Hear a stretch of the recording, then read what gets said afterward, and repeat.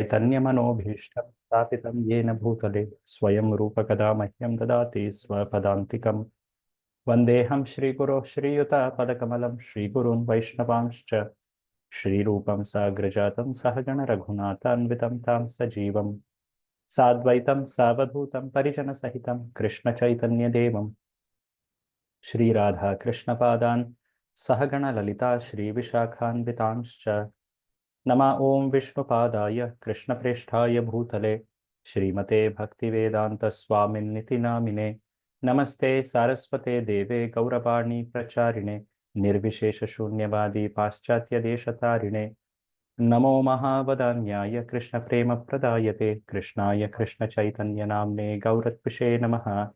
हे कृष्ण करुणा सिंधो दीनबंधो जगत्पते गोपेश गोपिका कांत राधा कांत नमोस्तुते तप्त कांचन गौरांगे राधे वृंदावनेश्वरी वृषभानुसुते देवी प्रणमामि हरिप्रिये वाञ्छाकल्पतरुभ्यश्च कृपा सिन्धुभ्य एव च पतितानां पावनेभ्यो वैष्णवेभ्यो नमो नमः। जय श्री कृष्ण चैतन्य प्रभु नित्यानंद श्री अद्वैत गदाधर श्रीवासादि गौरभक्तवृंद हरे कृष्णा कृष्णा कृष्णा हरे हरे हरे राम राम राम हरे हरे। मूकं करोति वाचालं पंगुं लंघयते गिरिं यत्कृपातमहं वन्दे श्रीगुरुं दीनतारिणम्। Offering our respects to the six Goswamis. नानाशास्त्र विचारणैकनिपुणौ सद्धर्म संस्थापकौ लोकानां हितकारिणौ त्रिभुवने मान्यौ शरण्याकरौ राधा कृष्ण पदारविन्द भजना नन्देन मत्तालिकौ वन्दे रूप सनातनौ रघुयुगौ श्री जीव गोपालकौ। Together. अन्याभिलाषिता शून्यं ज्ञानकर्माद्यनावृतम् आनुकूल्येन कृष्णानु शीलनं भक्तिरुत्तमा सर्वोपाधिविनिर्मुक्तं तत्परत्वेन निर्मलं ऋषिकेण ऋषिकेश सेवनं भक्तिरुच्यते। अतः श्रीकृष्णनामाधि न भवेद् ग्राह्यमिन्द्रियैः सेवोन्मुखे हि जिह्वादौ स्वयं एव स्फुरत् यदा। Last time we had learned this, we had even seen the meaning of this shloka. One more shloka which is also important in recitation. Anasaktasya vishayan yatarham upayunjatah nirbandha krishna sambandhe yuktam vairagyam. So these four verses, all of you need to memorize, know the meaning, the essential meaning of the whole verse, and practice this, because we have come to the conclusive part of Nectar of Devotion book. We have started discussion on Raganuga Sadhana Bhakti. Today we will, Krishna willing, enter even Bhava Bhakti. And after this class, maybe another 2 classes at max, we will be able to complete. So after that, we will have shloka recitation test. So kindly practice this. 4 shlokas only are there, along with the meanings, and also prepare for the questions given in the question bank too. So last time we had seen this description of Raganuga Sadhana Bhakti, the chapter number 15 and 16. They describe Raganuga Sadhana Bhakti. So as a whole, if you see the Nectar of Devotion chapters, we are studying 19 chapters in this course. So the major part of this book is dedicated to explain Sadhana Bhakti, the eastern wave of this book. There are 4 eastern division of this book. There are 4 divisions: eastern, southern, western, and north. So eastern, it is basically giving one understanding of different types of bhakti. Bhagavad Bhakti Bheda, that was the title for that division. So, three types of bhakti: sadhana, bhava, and prema. Sadhana is the practice, prema is the perfection, but bhava is an interim transitory stage which has distinct characteristics. So, we will see that Krishna willing today. We have started discussion on sadhana bhakti from chapter 2 onwards. So, last time we did see that sadhana bhakti has two divisions: Vaidhi sadhana bhakti and Raganuga sadhana bhakti. So, can someone recollect what is sadhana bhakti? Any of you recollect what is the meaning of sadhana bhakti?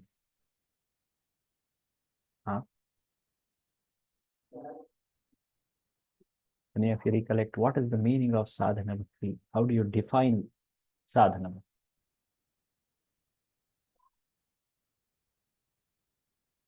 So you may recollect that the actions which are of senses and mind, actions of senses basically, which actually generate or yield bhava.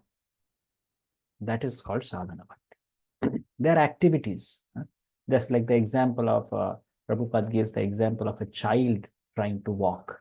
You can always keep this in connection so that you get the definition easily. The child has the ability to walk. It has that capacity, but it has to practice. Then it can one day very nicely walk. Similarly, each jiva has the potential to offer pure devotional service to Krishna. And that potential is manifested when he practices from beginning sadhana. The goal of sadhana bhakti is to awaken bhava, which is dormant.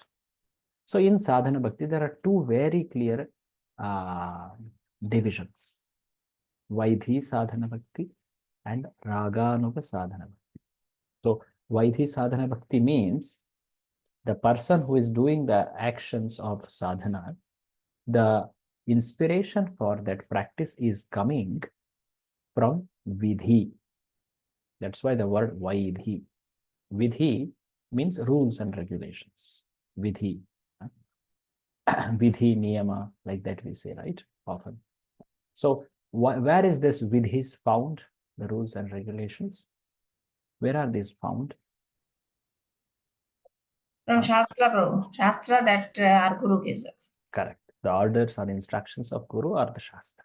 So why this sadhana bhakti is driven by the strength of the Shastra and order of the Guru.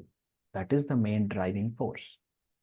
In Raganuga sadhana bhakti, a person, a practitioner has developed an attachment to Lord because he has followed greatly pure devotees. He has seen their love, pure love and attachment to Lord.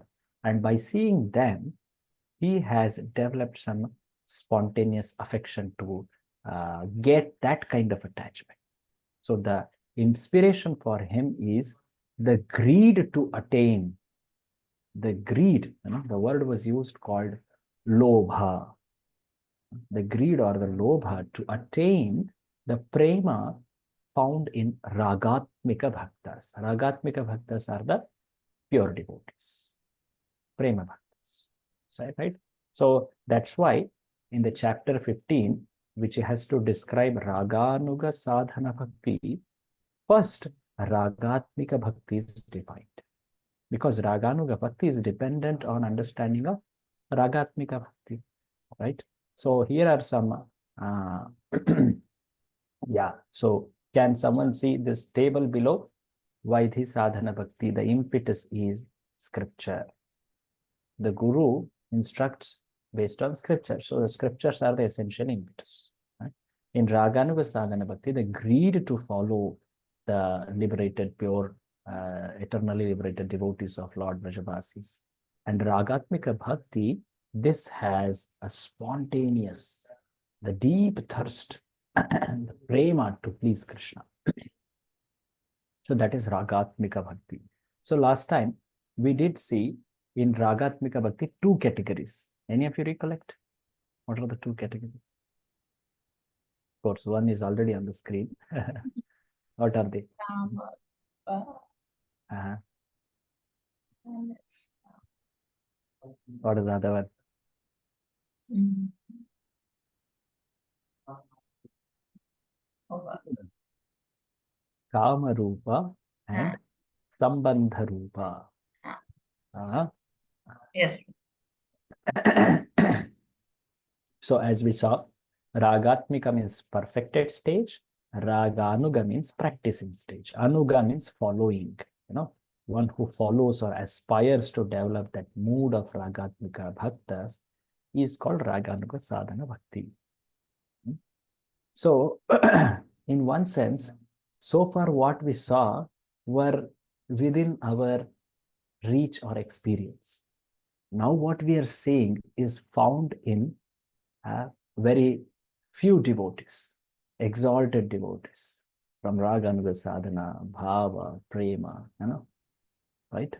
So, Rupa Goswami has described the devotional service to its zenith, to its end, how the highest stages of development of bhakti are. How one, what will be the behavior or symptoms of such a person in higher stages. So, so this stage, one of the higher stages compared to the Vaidhi sadhana bhakti, is found in very few Vaishnavas because it requires what is called as greed, which is not easily attained. Greed, Prabhupada calls, is so rare. If at all you can get greed by some way, go and purchase it. There is a shloka like that. Tatra laulyam api ekala mulyam janma koti sukritirna labhyate. Even if thousands or koti sukritis are done, punya karyas are done, still one will not achieve lobha or laulya or greed, which is the inspiration for whom? Who is inspired by greed in practice? Greed here means greed to attain perfection. Which stage of bhakti is this when we are talking greed to attain perfection? Which stage is it? Raganuga sadhana. Raganuga sadhana. It's a sadhana bhakti because it's not perfect. But there is intense greed to attain the love which the great pure devotees have. So it is very, very rare.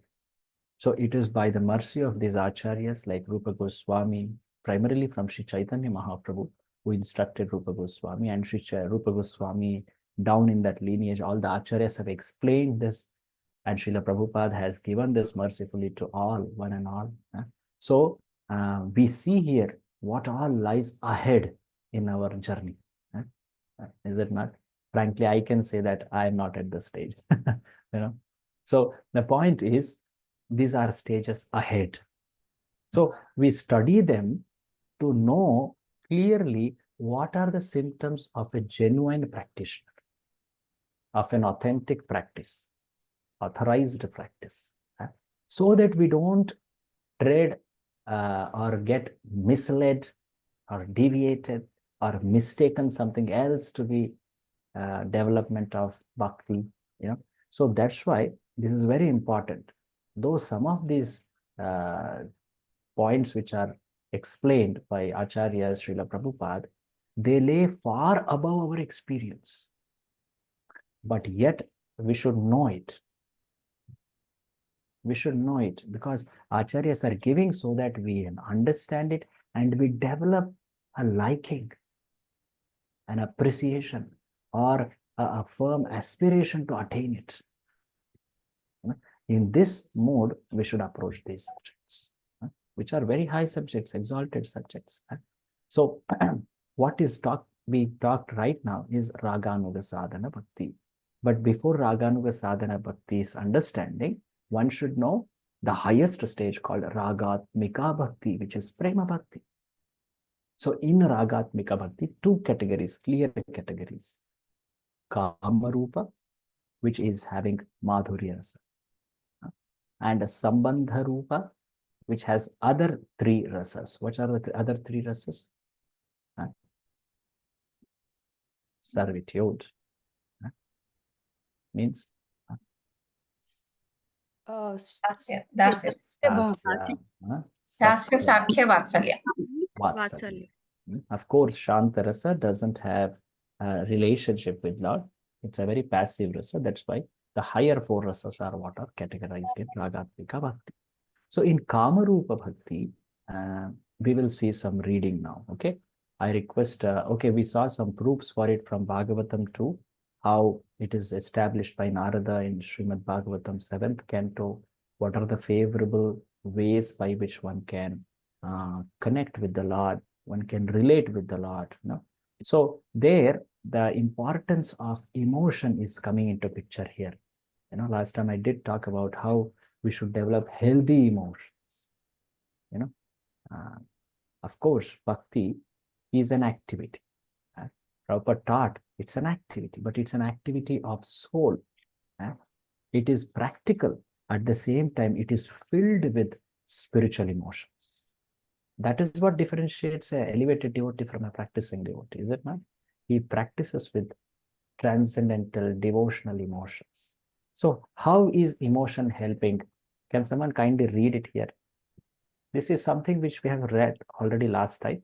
We are just reviewing it. Kindly read, absorb your mind in Krishna with emotion. Yes? And read, Prabhu? Go ahead. Emotion is more effective than intellect in fixing the mind on an object. Therefore, when emotion impels remembrance of Lord Krishna, that type of sadhana is very effective in reviving ecstatic love of Godhead. Yeah.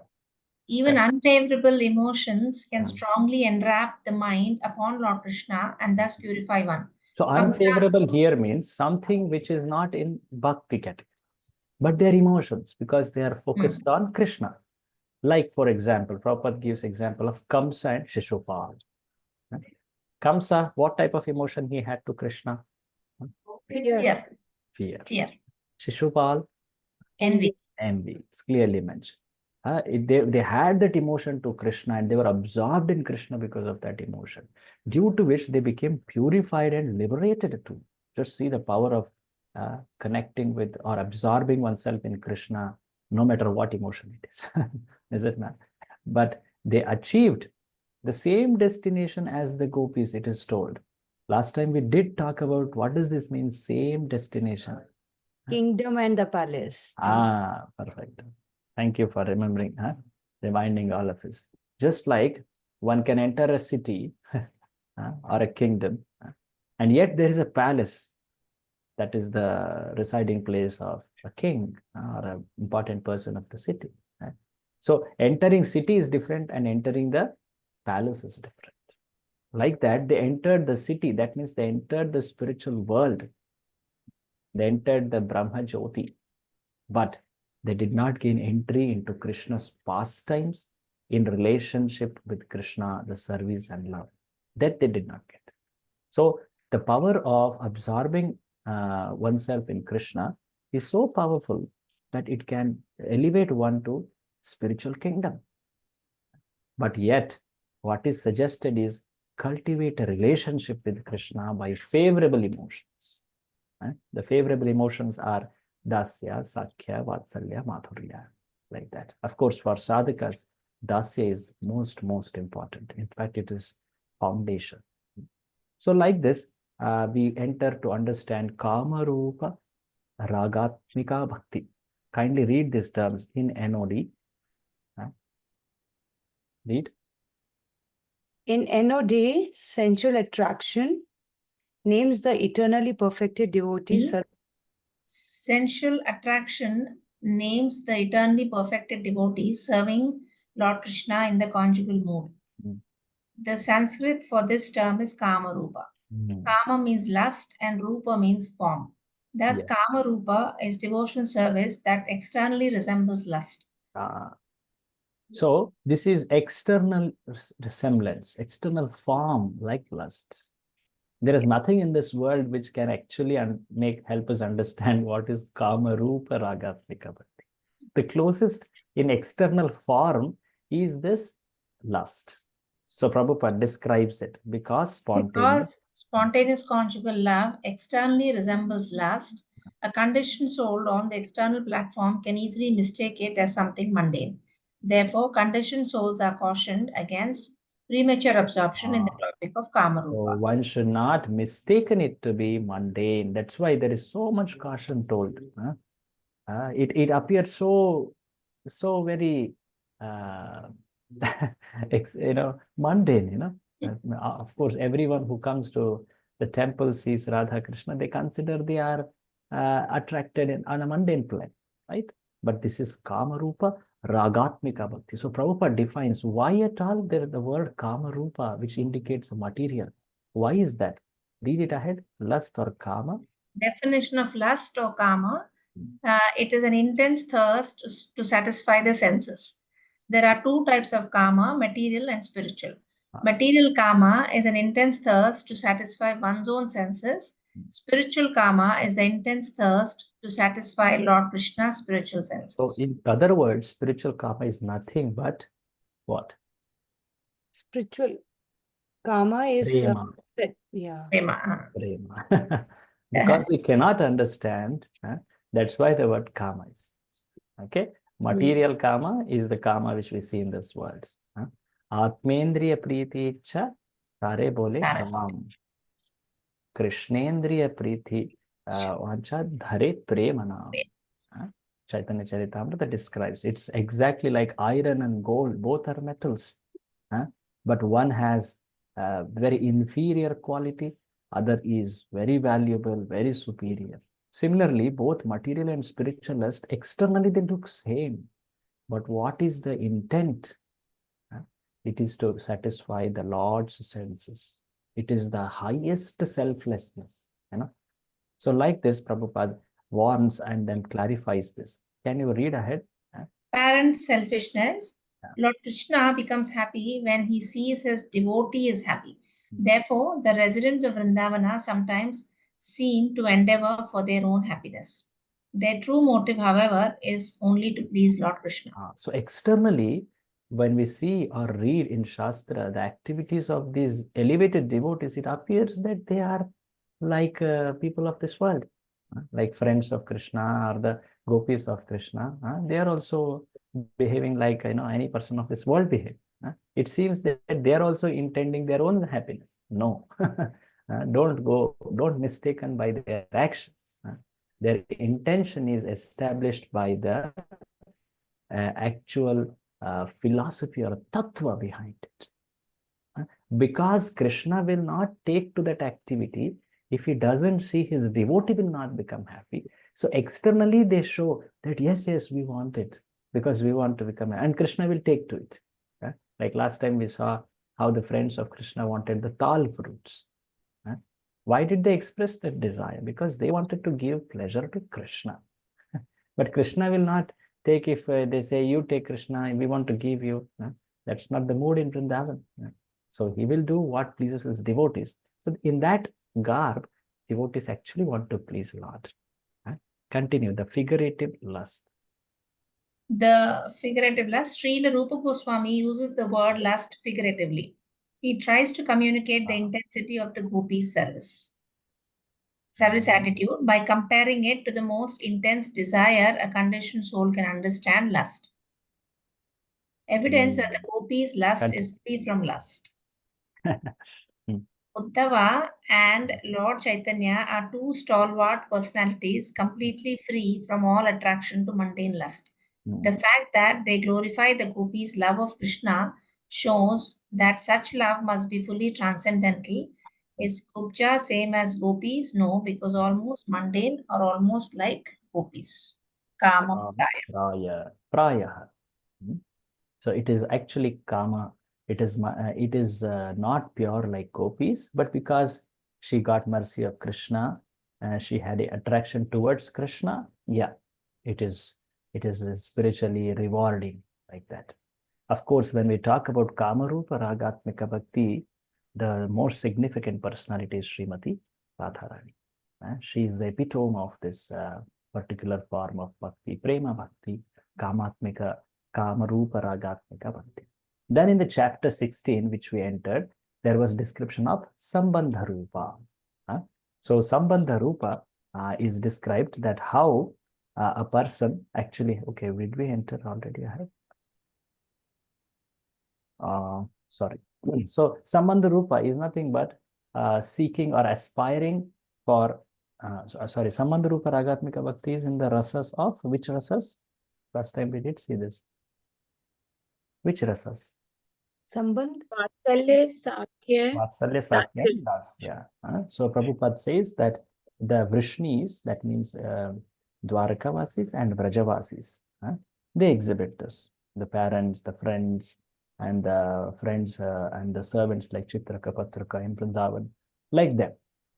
And then we did enter the discussion about, okay, Ragatmika Bhakti we understood. Now Raganuga Bhakti is to follow the Ragatmika Bhaktas.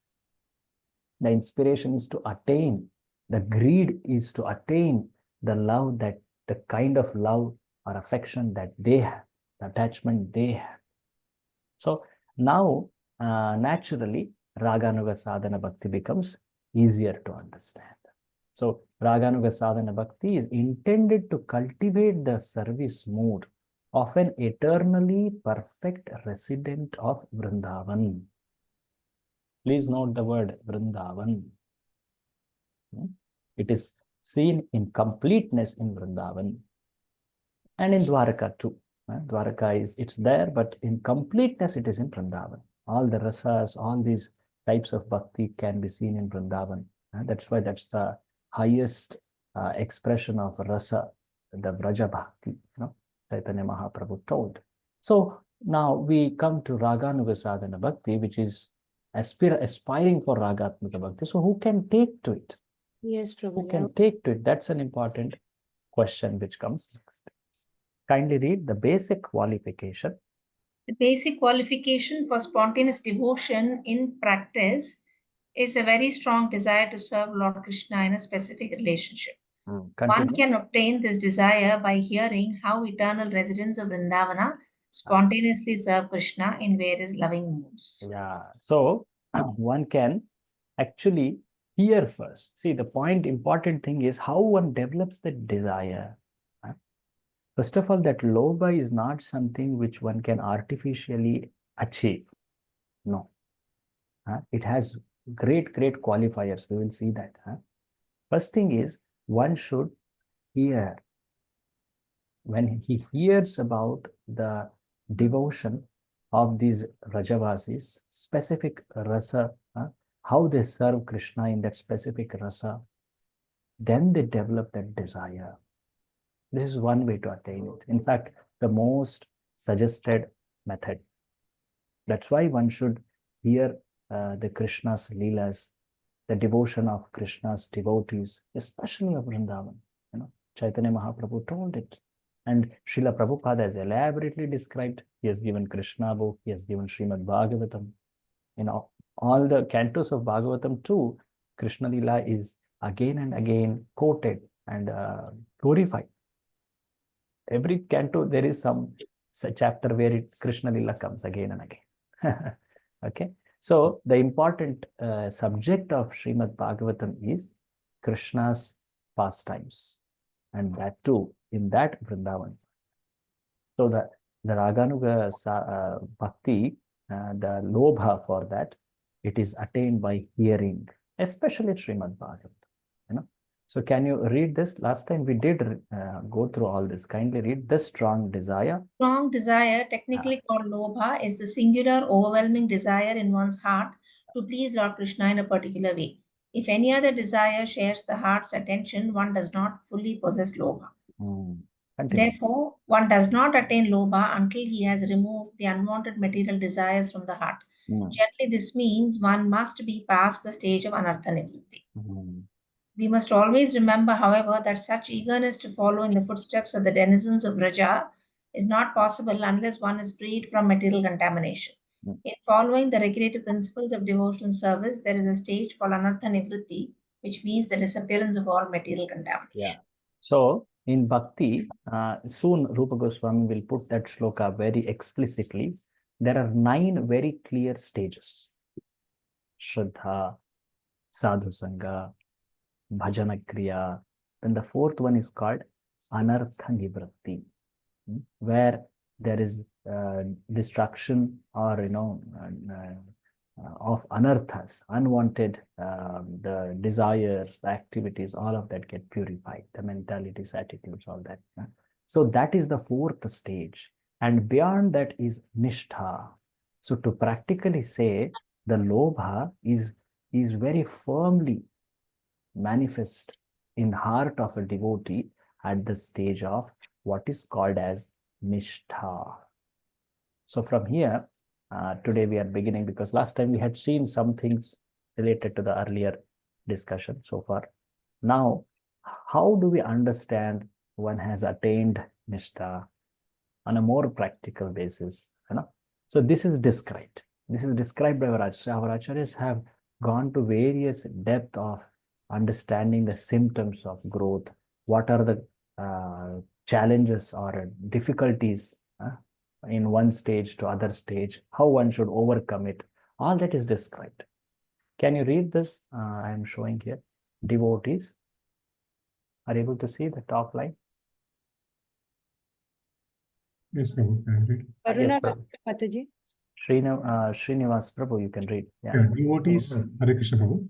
Yeah. Devotees qualified to make the transition between Vaidhi and Raganuga Bhakti must be at the stage of steadiness, nishtha, and must have given up attachment to things that divert the mind from service. See, the lobha should not become disturbed by the anarthas.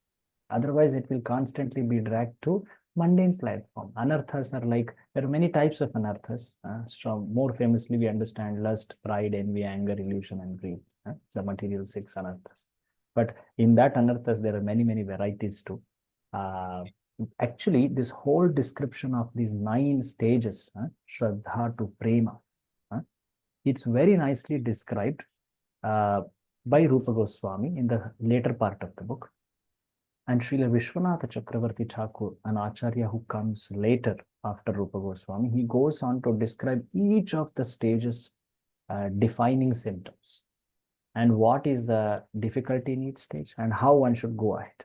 So he tells what are the difficulties to attain nishtha. When we see this, we can understand, oh, as long as these are there, that means a person has not attained nishtha. That means he has not, even the lobha or the greed, even though it is there, it cannot be steady. So we can see this for oneself. So when we see or read such kind of symptoms, we should always look into ourselves. That's the healthy attitude. So 5 obstacles to attainment of nishtha. Read, Prabhu, ahead. 5 obstacles to attainment of nishtha based on Srila Vishwanatha Chakravarti Thakura's Madhurya Kadambini. Kadambini, that's a book. The 1, first. Maya, sleep. 2nd, Vikshepa, distraction. Apratipatti. Apratipatti, the indifference or disinterest in spiritual topics. Kashya, Kashaya, the tendency towards bad habits. Rasavada, Rasaswada. Rasaswada, taste of material enjoyment. So this is actually subject of another book, but it will be helping us to understand the awakening of lobha. So that's why we are just bringing it here. I referred to some other senior devotees and got it here. So how do we understand each of them? There is just 1 or 2 line description of them. Can you read it? Laya refers to. Laya refers to tendency to sleep during kirtana, sravana, and smarana, in order of increasing tendency. Usually people very less sleep in kirtan. But when it comes to Shravan in lectures, the tendency to sleep is more. In Japa, it's all the more, right? That means we are being affected by this stage called Laya. 2nd. Vikshepa refers to distraction towards mundane topics while performing service. i.e., gossiping while doing japa. That's gossiping while doing. So we have the tendency, we sometimes we are doing, and in the middle we want to talk something related to the world, to the society, many things around. Third, apratipatti. Apratipatti refers to the occasional inability to perform kirtana, etc., in spite of the absence of laya and vikshepa. So even though the first two things are not there, means the person is very well awake, he's not distracted, yet there is a disinterest. He doesn't have taste only to do it. Disinterest in engaging in kirtana, shravana, smarana, like that. Fourth one, kashaya. Kashaya means the tendency to indulge in anger, greed, pride, etc., due to the past bad habit. So these habits go a long way. So this tendency clings on till full purification. Fifth one. Rasaswada refers to inability to absorb the mind in kirtana if one gets the opportunity for material sense pleasure. If there is an opportunity for sense happiness, mind actually wants to go there. This we can see so easily in ourselves, is it not? Laya, vikshepa, apratipatti, kashaya. Kashaya means, kashaya, you have you heard this word, kashaya? Kashaya is a medicine kind of thing. Yeah, medicine. Basically, what it means is the residue. Kashayam. Actually, there is some herb or some powder. It's boiled.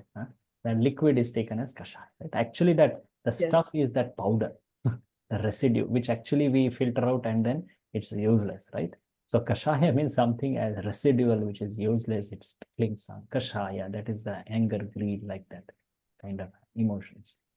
And then rasaswada, the tendency to delight in material sense pleasures.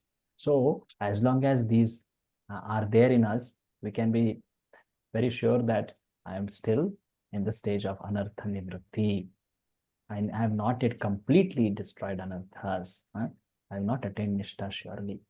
So what one should do, one should continue doing bhajana. One should continue doing those ninefold activities of devotional service.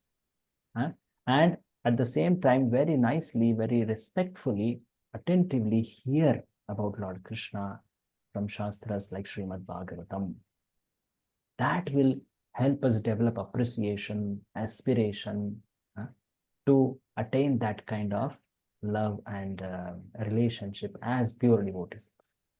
So as long as this is there, that means one has not achieved nishtha. So the symptom of nishtha is that these are absent. So when we talk about the greed, what does the greed mean here? Is this anartha greed? What is it? No, this is a strong desire for Krishna service. So which stage of bhakti is characterized? Nishtha. Okay. Raganuga sadhana. I was looking for Okay, that. Okay. Raganuga sadhana bhakti, the main drive is greed to attain pure love.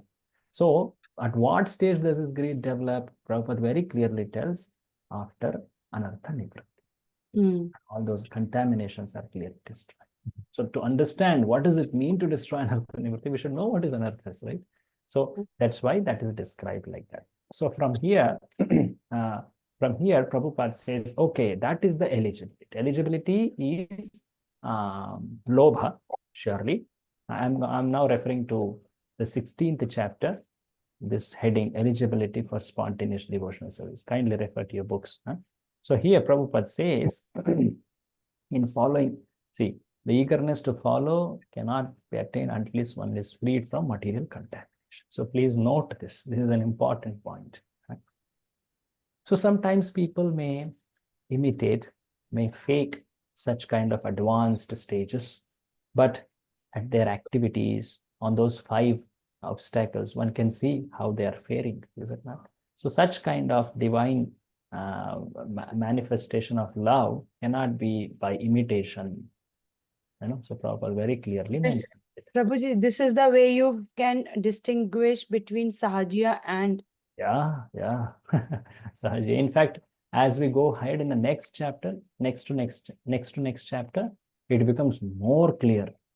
One cannot mistake any external expressions, the bhavas, the crying tears, this, oh, this means highly developed in bhakti. No, no, no. Sometimes, yeah, that is true. It is not that it is not a symptom, but sometimes there could be prema or bhava or lobha without expressing those symptoms. Also, it could be there in the heart of a devotee. So, how do we understand? So, there are very clear, reliable symptoms to recognize them. So, here we are seeing for lobha. In one of the chapters ahead, we will see for bhava, and later prema also. Our acharyas have given it very, very clearly. You cannot mistake prema to be anything mundane. I remember this had happened when I was studying. There was one police officer, very reputed police officer, who suddenly started showing himself as a gopi. It became a news. It was in Calcutta, I believe. And it had become such a news. I was studying, and it would come again and again in news. And I did not know anything. Now also I don't, but I did not know anything about devotional service. But I was so feeling sorry for such kind of cheap, claims. Is it not? So anyone could understand. Oh, if this is bhakti, I will not go to it. Is it not? This was what had happened after Sri Chaitanya Mahaprabhu disappeared. After our acharyas, Goswamis all disappeared. So it became more predominant by Sahajiyas, who expressed symptoms like this and they claimed to be pure or they claimed to be advanced. I've also heard, Prabhuji, like a lot of people in Vrindavan, they say, we've seen Krishna and Gopis and Radharani dance in Nidhivan at night because... Oh, true. There are so many claims like that they make. So, no offense, we don't know what is their advancement, but one can never make it as a business. One can never express it like that. A genuine devotee will never exhibit his devotion in public. Especially in our Sampradaya, Prabhuji, I know there are pure devotees and they must have some pure experiences with Krishna, but they never talk about it in open. It's so confidential subject matter. It's just like this, if I have to say in another word, how can any grihini or a married lady express her love to her husband in public? That's not considered civility. That's not considered proper. Yeah. Love is always very confidential. So there are very clear actions of a Raganuga sadhana. So Prabhupada describes them further. We had read it. I'm just putting it in summary here in this slide. I've got this slide, Sri Radhesham Prabhu's PPTs.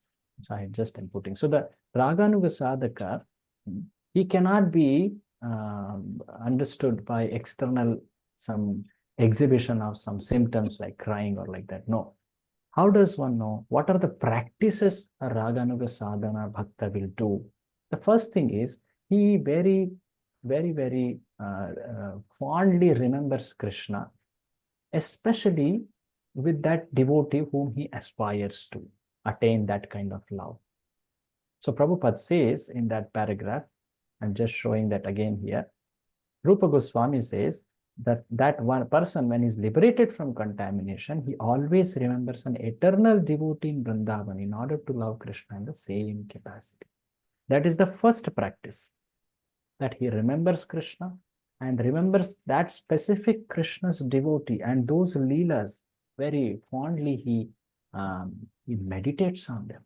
He in fact desires to visit the places of those pastimes like Vrindavan. If he's not able to go physically, he will at least always meditate on those places in mind. So wherever he may be, he will always think about such selfless devotion exhibited by such a Nitya Siddha Premi Bhakta. That's the first practice. The second practice, we had seen this last time, he will in fact externally follow all the limbs of bhakti. This is called as external internal practice. Internally, he will treasure this kind of aspiration, but externally, he will follow just like Vaidhi sadhaka. See here, below 3 dots, can you read? Whoever was reading. Internally meditate and mentally follow the activities of their siddha form. Externally, physically, follow the activities of their sadhaka form. How they chanted, ate, slept, preached, and etc. So internal and external, internal meditation and external practice. So it is called sadhaka rupa and siddha rupa. Siddha rupa is the internal meditation.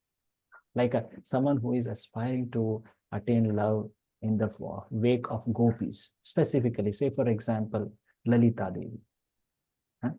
So then they would be internally strongly meditating on that characteristics of that particular devotee. In this example, Lalita Devi, how her characteristics are, how she offers varieties of services, what are the ways in which she serves Srimati Radharani. Right? So all this, that person will be internally meditating. But externally, will he talk about it? Will he advertise it? No. Externally, like a sadhaka, that's the word is used, sadhaka rupa. Sadhaka rupena seva. And internally, siddha rupena seva. So externally, he follows the activities like a sadhaka.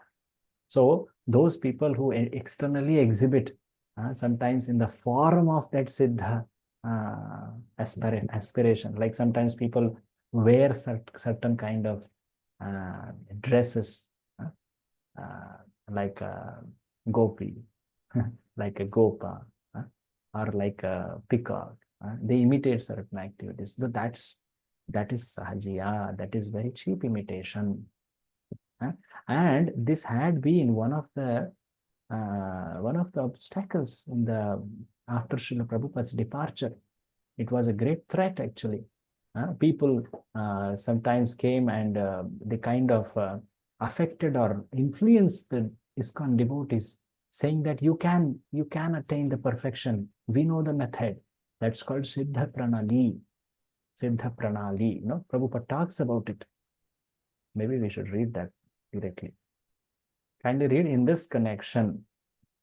In this connection, we should be very careful about so-called Siddha Pranali.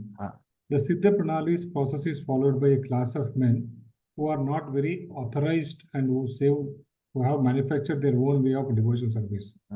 They imagine that they have become associates of Lord simply by thinking of themselves like that. The external behavior is not at all according to the regulative principle. The so-called Siddha Pranali process is followed by the Prakriti Sahajiya, a pseudo sect. Means a false Vaishnava.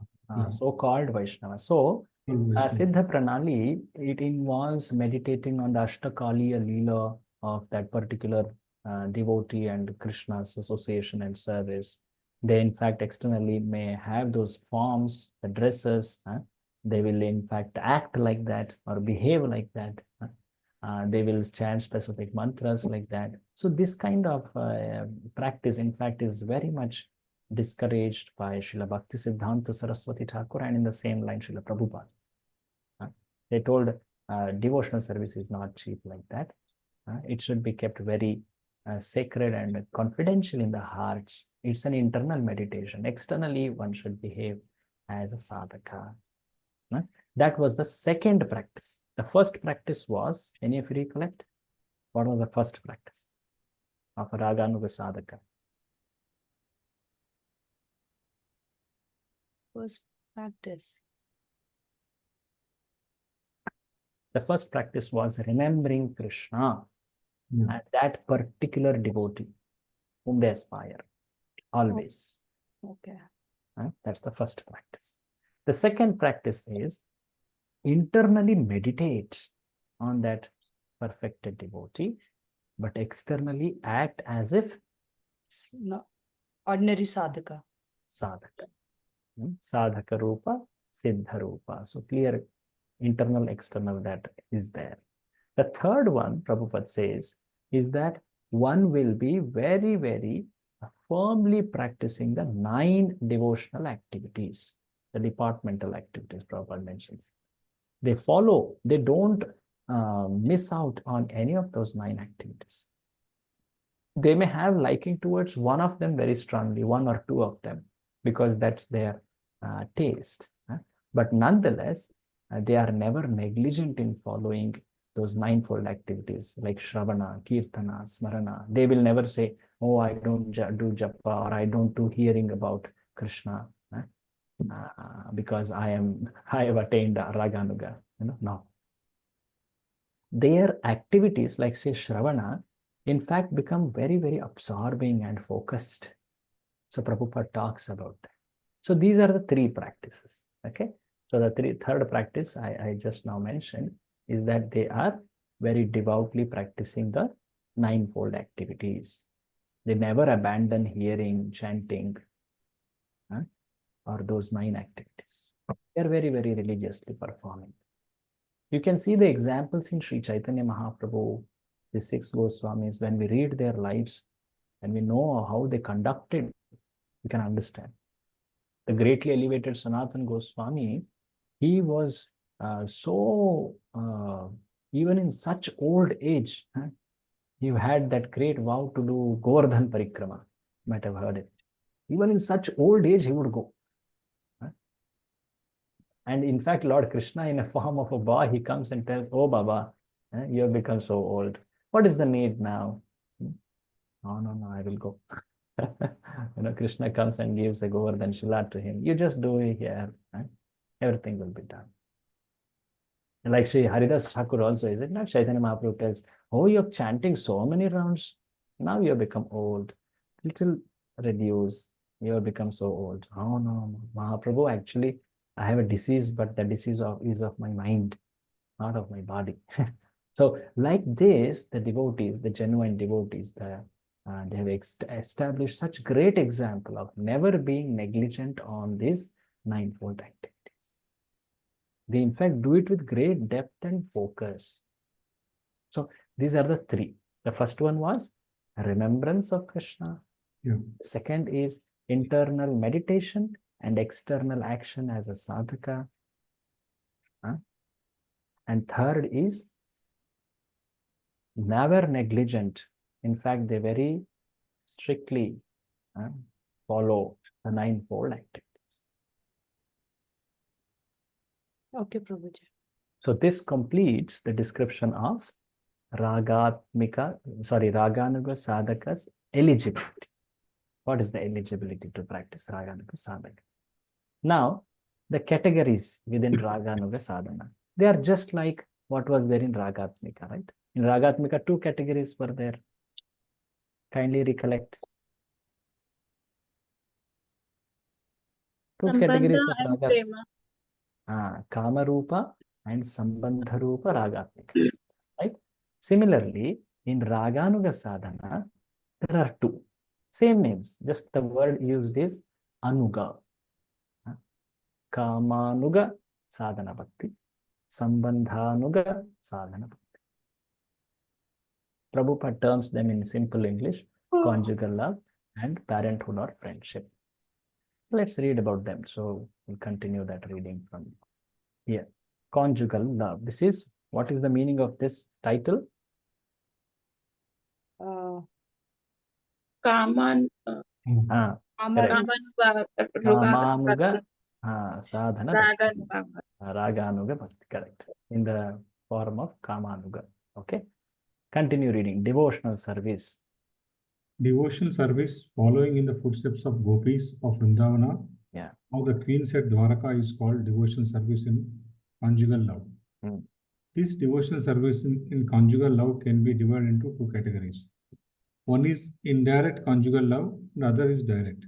Right. In both these categories, one has to follow the particular gopi who is engaged in such service in Goloka Vrindavana. So the direct is like they want to take part in the activities of Krishna, like gopis.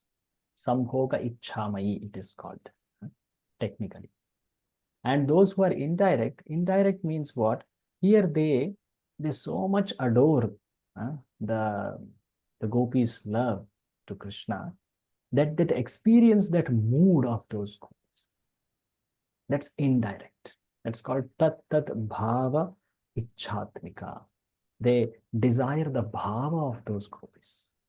In fact, this is considered superior. This is in the mood of servant, is it not?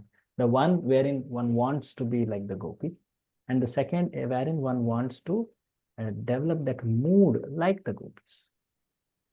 These are the two categories within it. Now, continue reading. There are other devotees. There are other devotees who do not wish direct contact with Supreme Person, but who relish the conjugal loving affairs of the Lord with gopis. This is the second category, indirect. That's the description. Such devotees enjoy simply by hearing the activities of the Lord with gopis. So here, now Prabhupada, yeah, of course, he also tells about how these people, those aspirants, they are very faithfully engaging in worship of Radha and Krishna. They very much hear about those pastimes in parampara. They worship the deities. They hear, they do chanting very, very faithfully. So these practices, they will be very focusedly and absorbedly doing. That is the Kamanuga Sadhana Bhakti. Now, one may wonder, okay, if they're aspiring for devotion like the gopis, is it that they have to be also in the bodies of a female? No. Because what is talked about here is in a state which is beyond these bodies, is it not? So Prabhupada explains that, Rupa Goswami explains that this development of conjugal love for Krishna is not manifested in woman only. The material body has nothing to do with spiritual loving affairs. Yes. A woman may develop an attitude for becoming a friend of Krishna, and similarly, a man may develop a future of becoming Gopi in Vrindavan. See, it is not on the gender of the current material body in which the sadhaka is. No. So for that, there is an example given. What is the example? The example comes in Padma Purana of some sages in a forest called Dandakaranya. Have you heard this word, Dandakaranya? Yes, Prabhuji. Where? In Ramayana. So there is a description of these sages. What happened? What did they desire and what they attained? So now here, Prabhu, Dandakaranya. From here, you just continue reading. Dandakaranya is the name of the forest where Lord Ramachandra lived after being banished by his father for 14 years. Yeah. At the time, there were many advanced sages who were captivated by the beauty of Lord Ramachandra and who desired to become women in order to embrace the Lord. Later on, these sages appeared in Goloka Vrindavana when Krishna advented himself there. And they were born as gopis or girlfriends of Krishna. In this way, they attained the perfection of spiritual life. So last time I did mention about these specific categories of gopis. Yes, Prabhuji. Rishi Chari gopis, they were rishis, but they got gopis' body so as to take part in this specific leelas, rasa leela specifically. So the story of the sages, it goes like this.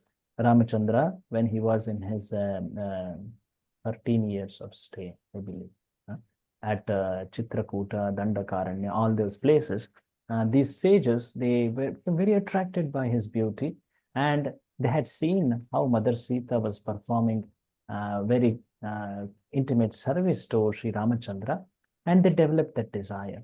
And they knew clearly also that here is Ramachandra who will not accept more than one wife.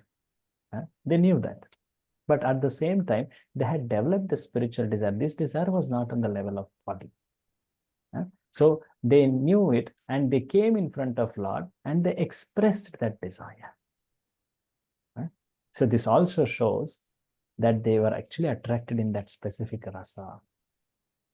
So when they exhibited that desire, Lord did not speak.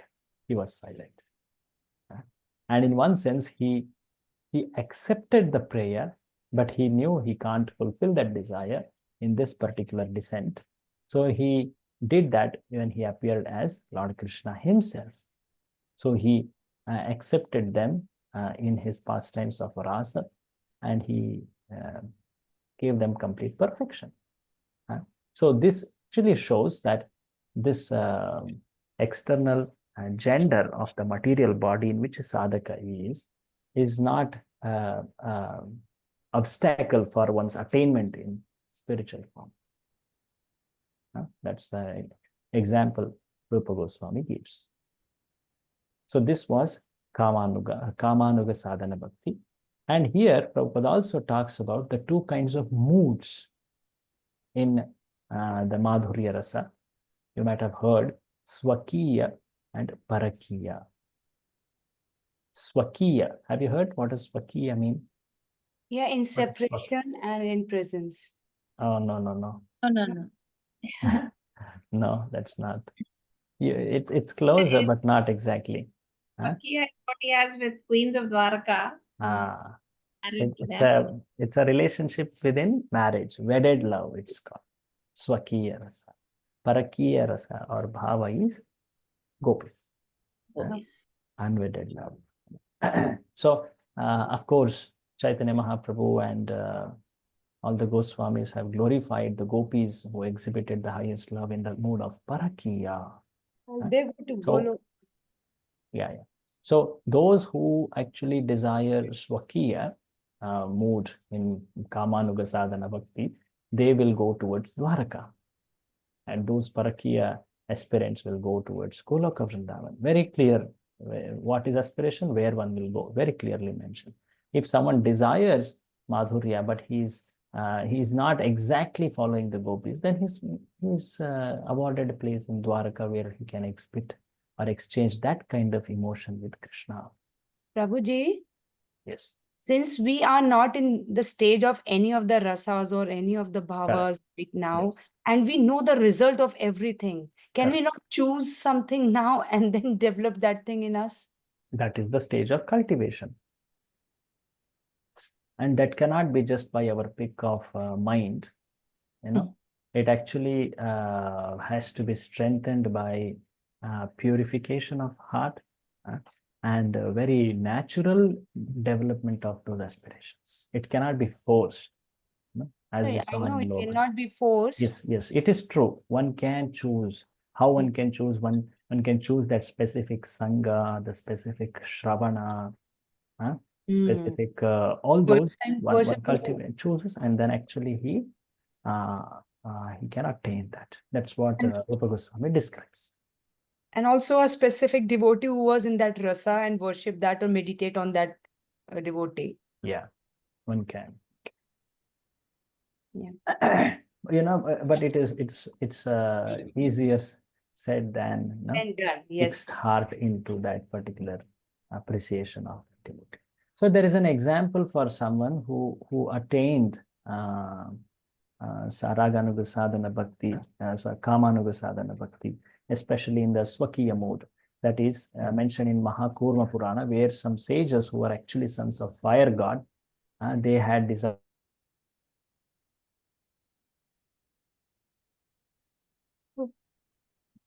He fulfilled their desire like that. So that is about one category of Raganuga Sadhana Bhakti. The first one called as, what was the name? Conjugal love. In technical term, Kamanuga Sadhana Bhakti. The second one is naturally, what is that? Sambandhanuga. So kindly read ahead, Prabhu. Devotees. Devotees who are attracted to Krishna as parents or as friends should follow in the footsteps of Nanda Maharaja or Subala. So continue reading. Nanda Maharaj. Nanda Maharaja is the foster father of Krishna, and of all the friends of Krishna, Subala is the most intimate of Brajbhumi. So Nanda Maharaj is and Yashoda Mai, they are like the pinnacles of Vatsalya, and Subala, the foremost person in the Sakhya Bhav. Subala, Sridama, Stoka Krishna, many like that, but Subala foremost. So Prabhupada says, just like in Kamanuga, there is also two categories in Sambandhanuga. Read in the development. The development of becoming either the father or friend of the Lord, there are two varieties. One method is that one may try to become the father of the Lord directly, and other is that one may follow Nanda Maharaja and cherish the ideal being Krishna's father. Out of these two, the attempt to directly become the father of Krishna is not recommended. Such a development can be polluted with Mayavada philosophy. Yeah. So just like in Kamanuga also two category was there, no? One was direct and another was indirect. You remember this? Direct, indirect. So similarly, one who wants to actually enter that rasa and become Nanda or Yashoda like that, that is actually not possible because they are eternal, perfected parents of Krishna. You know? So one can develop love in that mood. That's the second step. That's the second way. One may follow that kind of love. That's fine. But to attain exactly that position, that is like Mayavad. So that is warned here. So some examples are given here. 2-3 examples are coming here. 2 examples specifically. Read in the Skanda Puran. In the Skanda Purana, there is a story of an old man residing in Hastinapura, capital kingdom of Pandus, who desired Krishna as his beloved son. This old man was instructed by Narada to follow the footsteps of Nanda Maharaja, and thus he achieved success. See, someone at Hastinapur, he desired Krishna like a son in the Sambandhanuga sadhana bhakti kind, and he achieved success because he followed in that footsteps, Nanda Maharaja's footsteps. Similarly, in some prayers in specific scripture, Narayana Vyuhastava, it's also told that those who are thinking to serve Lord as husband, to accept Lord as the husband, friend, or father, in that mood, they are worshipable. That means this is also talking about Raganuga sadhakas, especially in Sambandhanuga mode. So at this point, the completion of Raganuga sadhana bhakti, because in the Eastern wave, there is only principled way, in the sense of principles, it is delineated. And some examples are given, some evidences are given like that. So largely this Raganuga sadhana bhakti is also called Pushti Marg. You might have heard this word, Pushti Marg. Yes, Prabhuji. So in one of the chapters before, there was something called as Maryada Marg. Do you remember? There was also a word like that, Maryada Marg. That was actually the last part of the Vaidhi Sadhana, chapter 14, last paragraph. I had told that it is Maryada Marg, because Prabhupada says, path of serving the Lord in opulence. And here it is called Pushti Marg. So this is Raganuga Sadhana. The earlier one was Vaidhi Sadhana. So Pushti Marga, very famous, in which they worship Gopa. Is it not? Balakrishna. That small Krishna. Gujaratis I have heard, Prabhuji. Yeah. Prabhupada mentions that a lot of people in Gujarat, devotees in Gujarat, worship Balakrishna under this heading of Pushti Marg. So this is a sampradaya, Vallabhacharya sampradaya. There, they don't so much practice Vaidhi sadhana. They don't wait for Vaidhi sadhana, fixity, purity, and then arisal of Nishtha, then Lobha, then Raganuga. You understand? This is the way in which we so far saw how it develops, right? They actually take to Raganuga sadhana early itself. And they practice, this is called Pushti. Pushti means strength. Pushti, nourishment. Pushti, Tushti, Pushti. Tushti means satisfaction. Pushti means strength. So Pushti Marga it is. So this is followed in that Sampradaya model. In the Sampradaya of Sri Chaitanya Mahaprabhu, as taught by Srila Prabhupada specifically, what we follow? We follow Vaidhi sadhana, and then with an aspiration to attain Prema Bhakti. We are doing Vaidhi sadhana. Just see our Vaidhi sadhana, how it is. In the morning when we do Mangalarati, we remember Guru. We remember Guru by chanting the Guru Ashtaka, right? Every day. Samsara Davanam. And there we remember how Guru is a very intimate servant of Shri Radha and Krishna. He is assisting the gopis. And if you recollect some stanza from there, which verse actually talks like that? Our sadhana bhakti has a lot of such aspiration to attain prema, to become an assistant of gopis or these liberated devotees. The words like Nikunjayu no Ratikeli Siddhai Yayali Virapekshani. Like this, these kind of aspirations. And then we chant Narasimha Pranama for protection of that Vraja Bhakti. And then we do Tulsi Arti. What we sing in Tulsi Arti? Just see the meanings there. Radha Krishna Seva Pavo Yeyi Abhilashi. Our Abhilash while doing Vaidhi sadhana is what? To attain Radha Krishna Seva. Mora Yeyi Abhilash. Vilas Kunje Diyovas. We want to stay in Vrindavana, that eternal Dhama of service. Nayane Heribo Sada Yugala Ruparashi. Ei Nivedana Dharo. This is my only prayer. Sakhir Anugata Koro. What does this mean? What is this meaning of the word? Sakhir Anugata Koro. You might have so many times sung, right? So you may know the meanings, surely. Follow on the footsteps of the Sakhis. Sakhis, what is this? Our prayer is like this, right? So we cannot say that we are only doing Vaidhi sadhana. No, the Vaidhi sadhana which our Goswamis have given, which Srila Prabhupada has given, is so filled with an aspiration to serve in that mood of Vrindavan, the rasas of Madhurya, Vatsalya, Sakya, especially Madhurya, because that's the highest rasa which Chaitanya Mahaprabhu came to give. So, and then we chant holy names, Radha Krishna's names, Hare Krishna Mahamantra, in that mood to engage us in service. We hear Srimad Bhagavatam specifically. We don't just hear any Vedic scripture written by Vyasadeva. We hear specifically Srimad Bhagavatam, whose goal is to attain prema. Just see. So our Vaidhi sadhana has the seed of attaining prema. So we practice Vaidhi sadhana.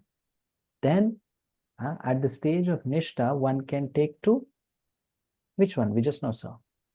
Raganuga. That's most advised. In fact, that's very nice development. One will not become distracted by, at the stage of Raganuga sadhana, one will not get disturbed by anarthas. He has lobha very strongly present. So he can very focusedly, consistently cultivate his aspiration and ultimately attain bhava. So Raganuga sadhana, the next step is bhava only. That's why the next chapter is chapter 17, bhava, ecstatic love. Prabhuji, And so from bhava, prema will come like that. So just I'll complete this. The path which Srila Prabhupada, which Sri Chaitanya Mahaprabhu, the Goswamis have given is Vaidhi sadhana bhakti with an aspiration to attain prema. And while continuing Vaidhi sadhana, at one point, one in fact takes to the practice of Raganuga sadhana. That is after Nishta. But yet, how is this external practice, Externally, nothing will change. Will anything change in external Raganuga sadhana bhakti? Externally. We saw now the practices. Internally, they are meditating. Externally, they are as if sadhakas. And then they very happily, confidentially attain the most treasured attainment. So in the other sampradayas, they may practice Raganuga sadhana early, but they have difficulty of mistaking it to be mundane sentiment. Sometimes they carry that emotions into mundane realm. They may consider Krishna to be their family person. Sometimes they exchange in a very material way also. So anyway, let's not talk about what is the defect in other path, but we should understand our path properly and understand and follow it nicely. So this is where we enter at this stage from Raganuga sadhana to Bhava Bhakti. Okay, any comment or question here? We want to start chapter 17. Yes, Prabhuji, I'll be very brief. What I want to say is, so our teaching is a very organized and a systematic progression of sadhana or to prema. Means the aim of sadhana is sadhya or become perfect. Yeah, correct. Right. So and we follow the ladder. Correct. And we believe that all this spontaneous love and all will not come to you unless anartha nivriti is done. Yeah. So the aspiration is there, the hearing is going on, But those symptoms, like the ecstatic symptoms of manifestation, we don't imitate, we don't exhibit. Yeah, until anartha. We Yeah. don't, in fact, yeah. It That's true. makes a lot of sense and a lot of clarity is there now, Prabhu. Thank you. Hare Krishna. Any comment or question by others? Hare Krishna. These spiritual emotions Yeah. are at the level of the soul, we should think, no? Spiritual emotions, yeah, they are at the level of soul, because now he has come to his swarupa of servant of Krishna, lover of Krishna. True. Oh, now, Prabhu, it makes so much sense that, I would hear all the time that we should cultivate forgiveness, we should cultivate humility, we should cultivate all these Vaishnava qualities. Now Yeah. it makes so much sense that unless we cultivate these things, we can never progress in bhakti. We can never have raga, anuga bhakti, or, bhava and prema. So in fact, these qualities you're talking about are listed in chapter 18. We'll talk Okay. about them, how they are actually symptoms or characteristics of bhava. We will see them, because when one is cultivating love to Krishna, these qualities actually are exhibition of that love. They are in fact most reliable characteristics. The expression of tears in the eyes, shivering, tremoring and all, not reliable, because sometimes people can fake. And sometimes a genuine devotee may not exhibit also, like Srila Prabhupada. There are occasions where Srila Prabhupada was becoming too emotional when he was singing Jaya Radha Madhava prayers and all. But in fact, a genuine devotee doesn't want to exhibit. Sometimes it comes out of his control. Immediately he withdraws those symptoms. So this is how elevated sadhaka, elevated devotee, sorry, not sadhaka, premi bhakta behaves. So one can never understand, Vaishnava Kriya Mudra Vigniha na bhaja. You can never understand by external symptoms. Right? So yet there are some characteristics which will come in chapter 18. We'll see there. So now we are entering chapter 17. This chapter 17 is the title Bhava Bhakti.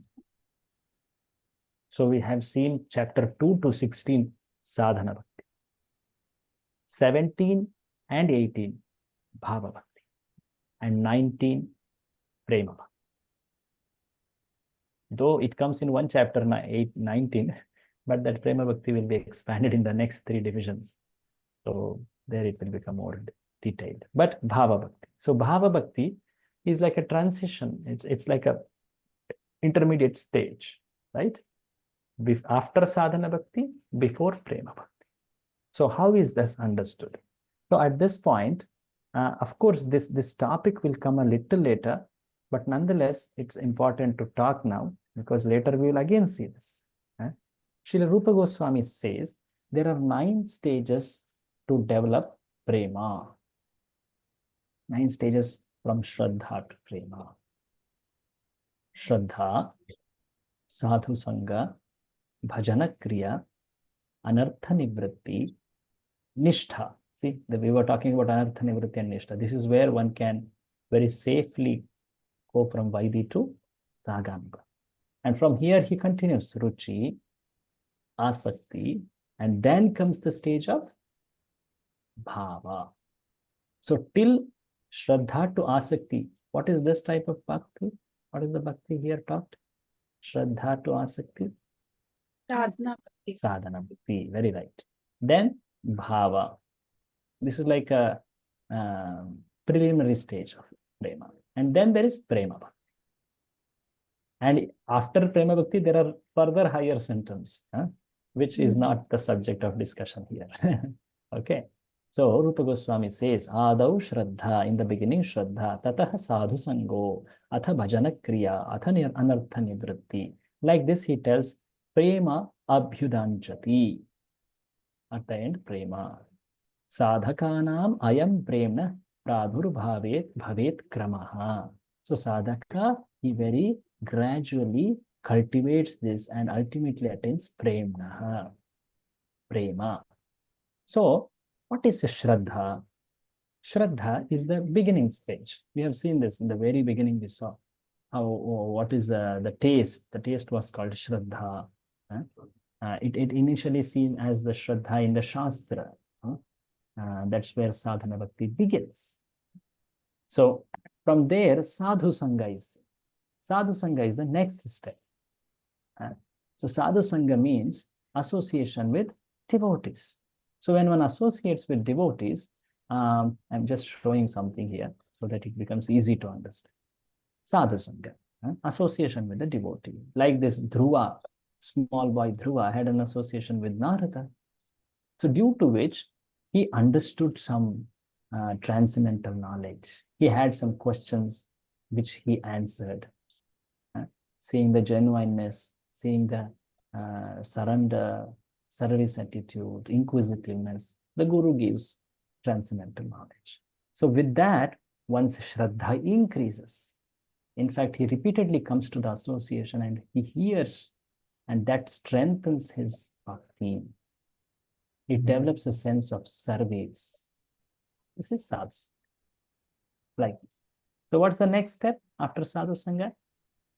What was that? Bhajan Kriya. Bhajana Kriya. Sadhu sangha, of course, is described. Bhajana Kriya means one engages in the activities of bhakti, because now he heard from sadhu, a devotee. Sadhu here doesn't mean only one in a renounced order or a sannyasi, no? But anyone who is a genuine devotee of Lord, a preacher of Krishna consciousness.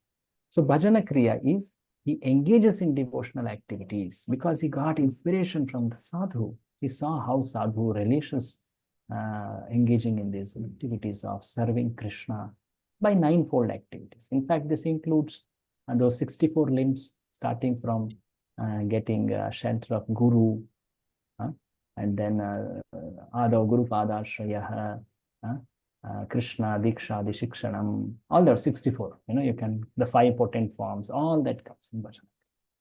Then comes the next stage called Anartha Nivritti. Of course, Bhajana Kriya is the mercy of Srimati Radharani. Anartha Nivritti. A person purifies different types of anarthas which may be there in a person's heart, unwanted obstacles on the path of bhakti.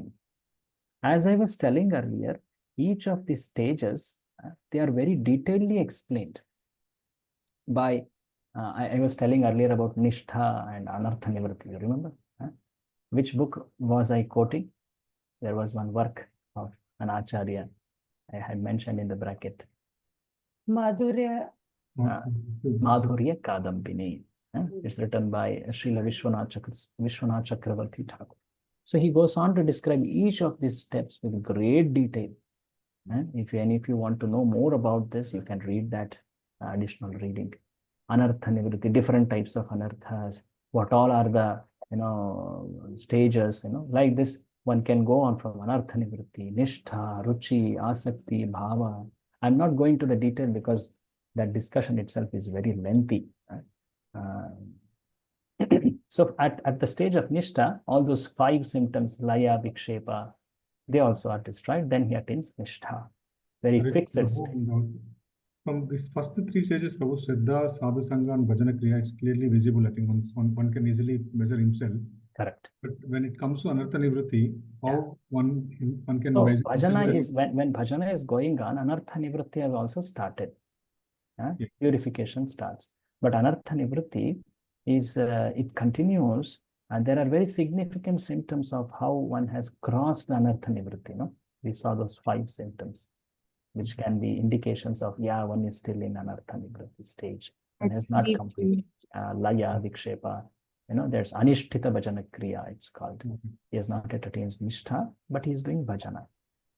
It's a process. So Anartha Nivritti is a process happening. And then from there, Nishtha, Ruchi, Asakti, Nishtha is like steadiness. Nishtita. Sthitam Sattve Prasidati. Like we say, what is that? In Bhagavatam beginning, we say, I'm forgetting the word. We every time say, Nashta Parayana. Nashtaprayeshva Bhadreshu Nityam Bhagavata Sevaya. Nashtapraya. That's actually Nishtha, Anartha Nivritti and Nishtha verse actually. Sthitam Sattve Prasidati, all that. So then ruchi means one starts becoming very attracted, very naturally attracted to do bhajan. He is no more thinking, oh, I have to do bhajan because Shastras have told. He starts developing a liking to do devotional activities. And in Asakti, he starts developing a liking to the form of Krishna. Till now, Shastras have told, Gurus have told, we are doing this. But in Asakti and all, he is actually, in fact, becoming, that Raganuga sadhana has started, you may remember, Nishtha it can start. So he has developed fondness to Krishna, to Krishna's form, so that liking has become very deep. Asakti it has come. And then comes bhava. So that bhava is described in chapter 7. So why we took to this progression is to understand where actually bhava comes, to know that.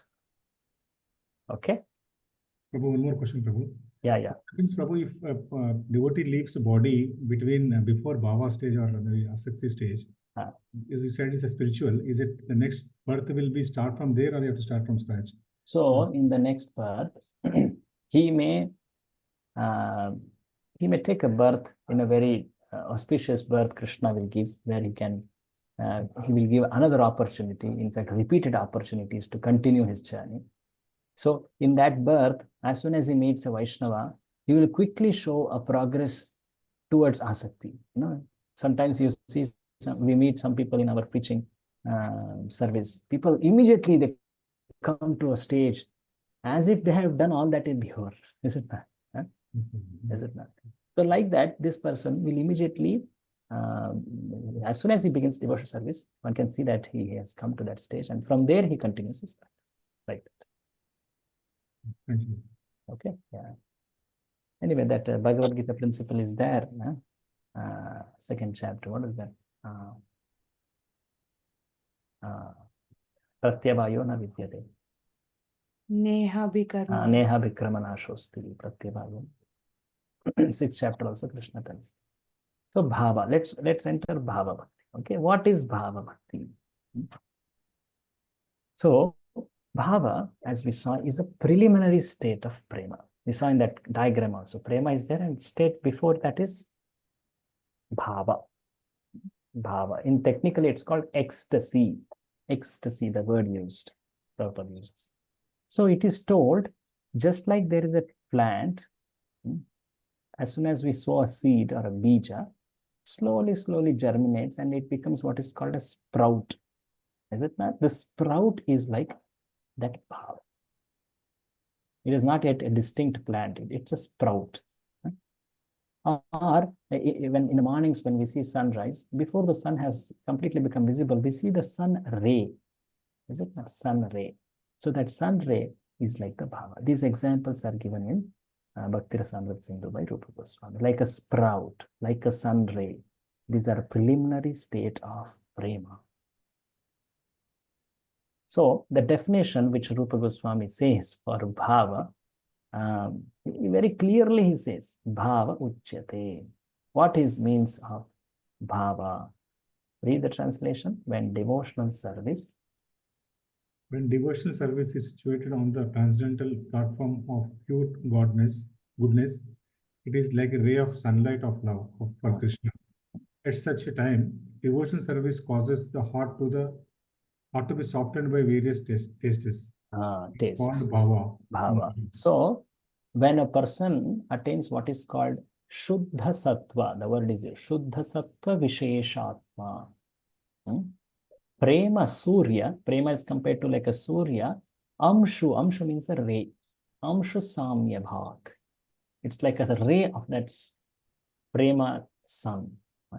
Ruchibis Chittam Ashranya. Ruchi means the various tastes. They have that intense varieties of desires to please Krishna. That's the taste, the desire to please Krishna. And the heart is softened. Their heart is so soft. Anything which is a stimulation for Krishna's remembrance, their heart immediately melts down. So they can exhibit those symptoms of tears, heart's intense emotions, all that, which we say Ashtasattvika Vikara, all that. Actually, they are seen in the stage of bhava. So there are two clear symptoms. One is called primary symptom, other is called secondary symptom. This is a technical detail. Prabhupada summarizes it a lot, but I am just showing it so that we get a clarity. So primary is to say that it is actually pure goodness. The Lord's internal potency, that is Hladini Shakti and Samvit Shakti, have entered that heart of the sadhaka. Now it has become bhava. That's why it's called Shuddha Sattva Visheshatma. Then the heart becomes soft. That's a secondary symptom. Just like in the Shuddha Bhakti definition also, we had seen primary and secondary symptoms, characteristics. Similarly, here also, heart becomes soft and it manifests various transcendental desires. What it means, like in the primary characteristics, can you read this, Prabhu? Bhava is the stage. Can I read, Prabhuji? Yeah, someone else can take. I forgot. Please read. Yeah, primary characteristics. Primary characteristics of Bhava Bhakti. Bhava is the state wherein Lord Krishna sends his mercy into the heart of the devotee, thus reawakening his dormant love of Godhead. This mercy is called Suddha Sattva, transcendental goodness. Suddha Sattva energizes the dormant seed of Prema and causes it to sprout. Bhava is the dawn of Prema. Dawn is the first sign of the day. Similarly, Bhava is the beginning of Prema. Like early morning, it's like Arunodaya, they call, no? Before Suryodaya is Arunodaya. Arunodaya means, Aruna is actually a charioteer of sun, they say. Arunodaya means the sun rays are seen, the sky has become lit up. That's Bhava. What is going to come is Prema. It's a preliminary stage, it's a dawn, early mornings, like that. The secondary symptom shows softening of heart. Continue, the Bhava Bhakta's heart. Okay, Prabhuji. Softening the heart. The Bhava Bhakti heart is extremely sensitive to any stimulus pertaining to Krishna. Anything in relation to Krishna stirs up deep, powerful emotions. Therefore, such a devotee is sometimes seen shivering or crying because he is easily moved by Krishna conscious stimulation. Sometimes we use this word, no, though we don't know it. Both bhav mein hai wo. Bhakti bhava, they say. So actually it means the softening of the heart is secondary quality. What else is the characteristic? Various tastes. Various tastes or spiritual desires. At Bhava, one begins to develop very strong spiritual desires. He develops the desire to achieve Krishna, desire to please Krishna through various services, and the desire to stay close at heart with Krishna. So he desires to attain Krishna, to please Krishna, to stay very close to Krishna. These are very, very intense desires they have. No? Prabhuji? Krishna's association. Yeah. What's that? Yeah, I have a question, Prabhuji. When somebody is in a bhava stage, that bhava stays with them throughout. Yeah, it has not become... that it manifests in some part of the day and rest. No, then that's not considered actually bhava. It is like it's not transitory in the sense of sometimes it appears and again person goes to sadhana bhakti stage. No. So you are perpetually in the bhava stage. So perpetually bhava, but it is for a period and after that he will go to prema. Oh. No, I understand. But it doesn't go below bhava. No. Actually, you will understand this more in chapter 18. In chapter 18, the bhava's visible symptoms are described. The symptoms are that he always is very eager to utilize his time fully for Krishna. He will never waste time. Very clear, no? Any crying, shivering and all, we may mistaken. But this is very clear. Or he will be always very perseverant, very work hard to please Krishna. He will be detached. He will not look for material respect. Then chapter 18 describe around 9 of them are there. It's a subject for us coming ahead. So that's the way we understand someone is in bhava. Okay. So here what is shown is by definition, what is the characteristics of bhava. So we saw some technical terms. Prabhupada, in the summary study, he gives that essential meaning. Read the highlighted part. By the process of executing regulated devotional service, one is actually elevated onto the transcendental stage, beyond the material modes of nature. This is transcendental stage is what? What is the name of the transcendental stage? Bhava. Transcendental is bhava. Is bhava. Because he executed so far what? Regulated devotional service. What does this mean? Continuous. Sadhana bhakti.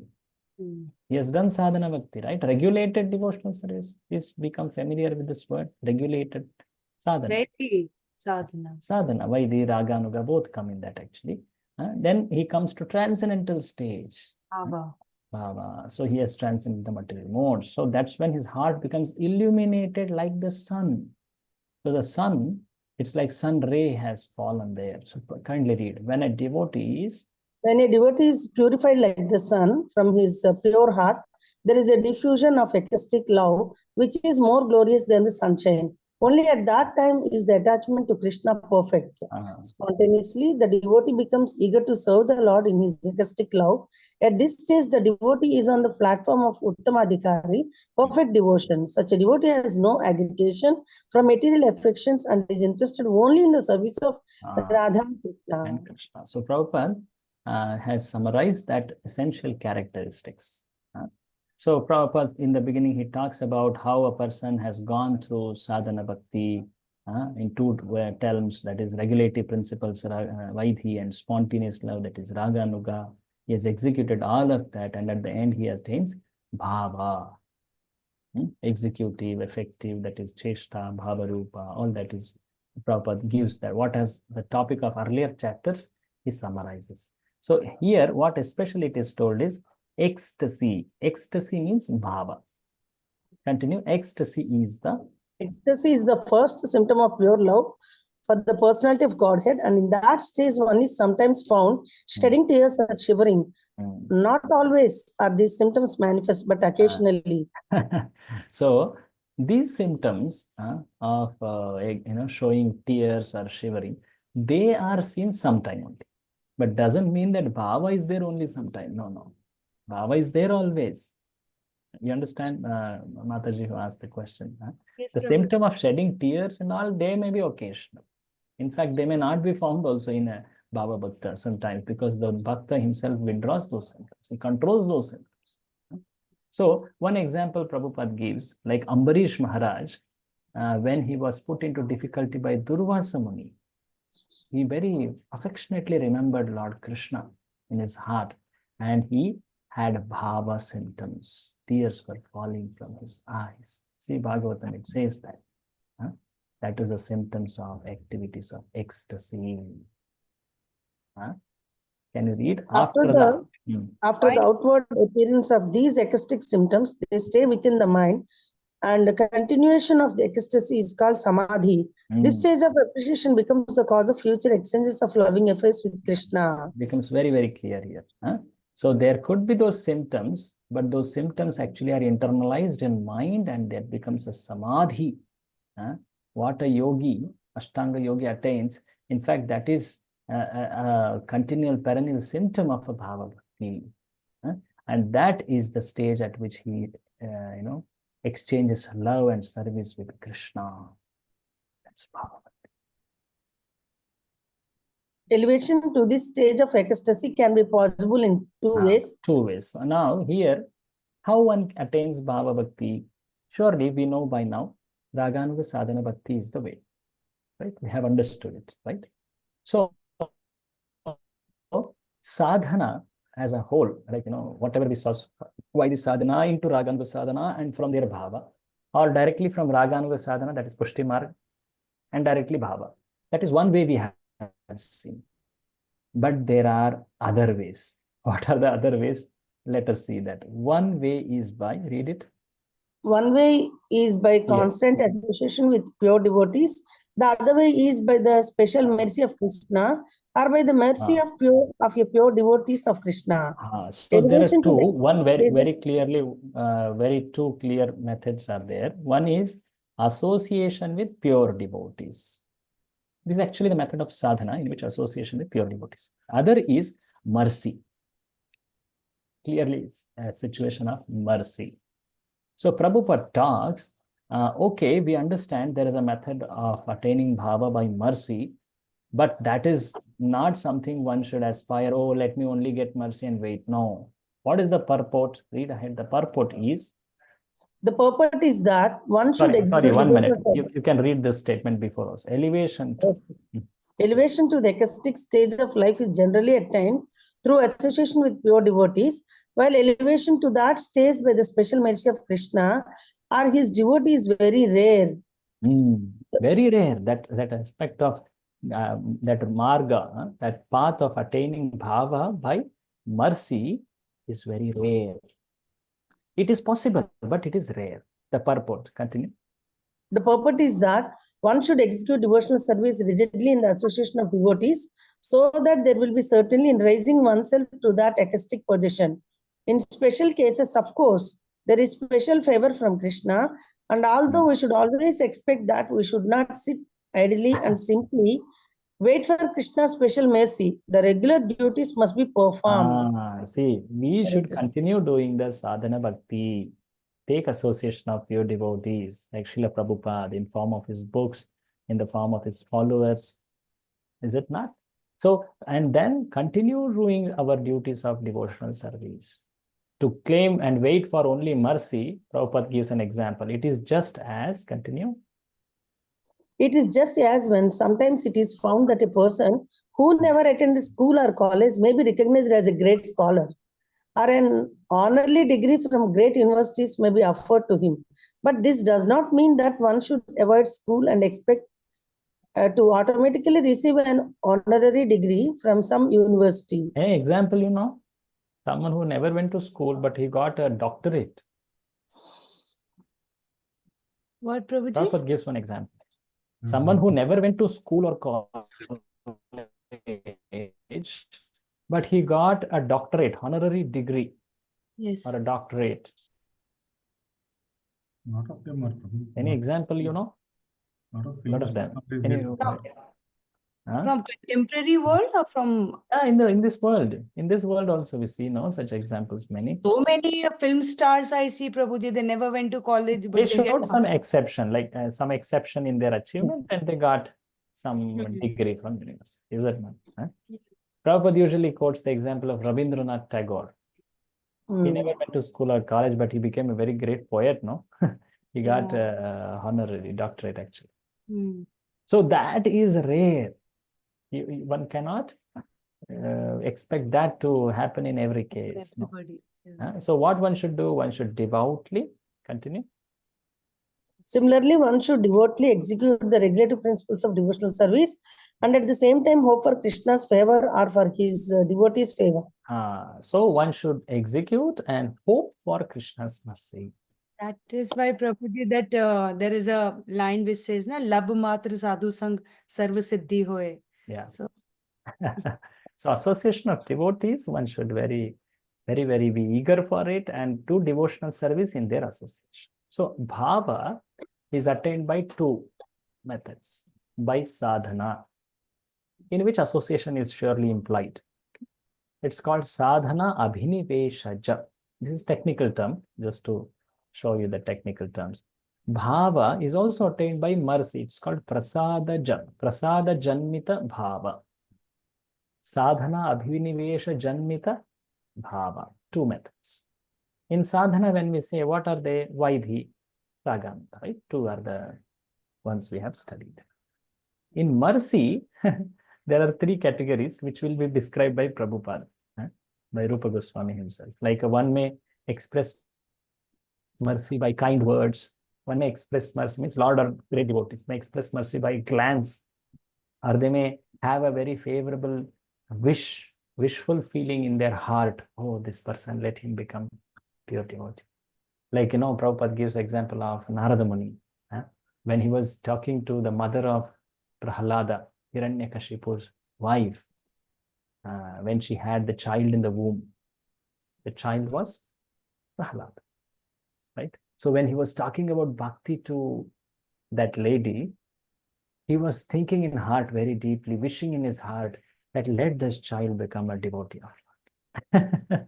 That was the reason that child became pure devotee. Is it? Prahalada.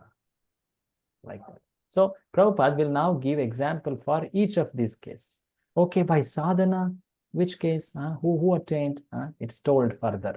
By sadhana, the Narada boy, you know that famous story of Narada boy who had got an association of whom? Sages. Sages. Bhakti Vedantas, they are called. Bhakti Vedantists, they are.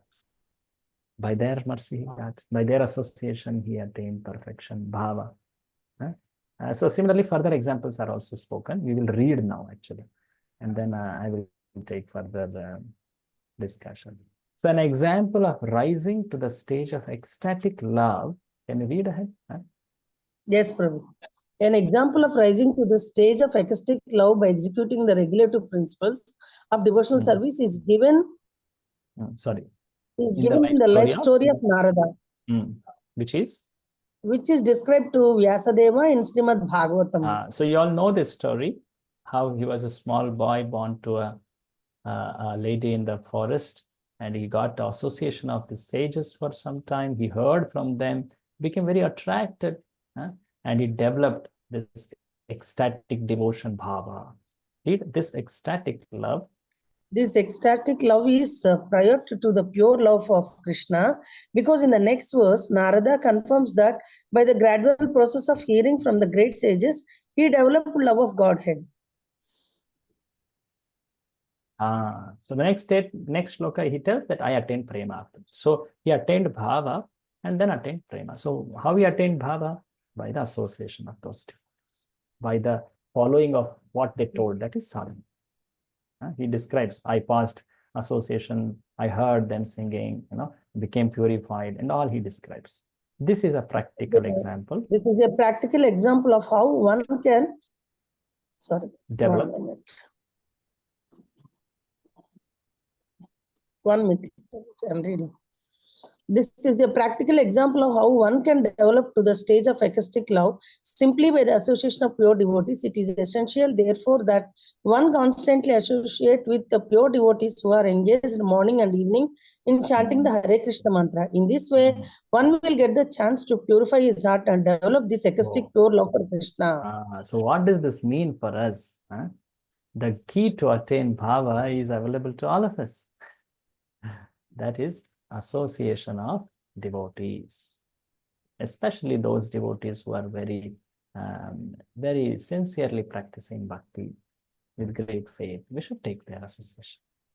Another evidence for this generation of bhava or exhibition of bhava by the path of sadhana is described by Kapila Deva. My dear mother. My dear mother, when a person is actually in association with pure devotees, the sublime potency of my devotional service can be experienced. In other words, when a pure devotee speaks, his words act upon the hearts of the audience. So what actually happens when one hears a great soul, a realized soul?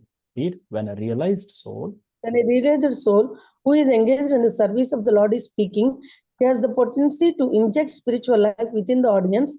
One should therefore seek the association of such pure, unalloyed devotees, and by such association and service, a neophyte devotee will certainly develop attachment, love, and devotion for the Supreme Personality of Godhead.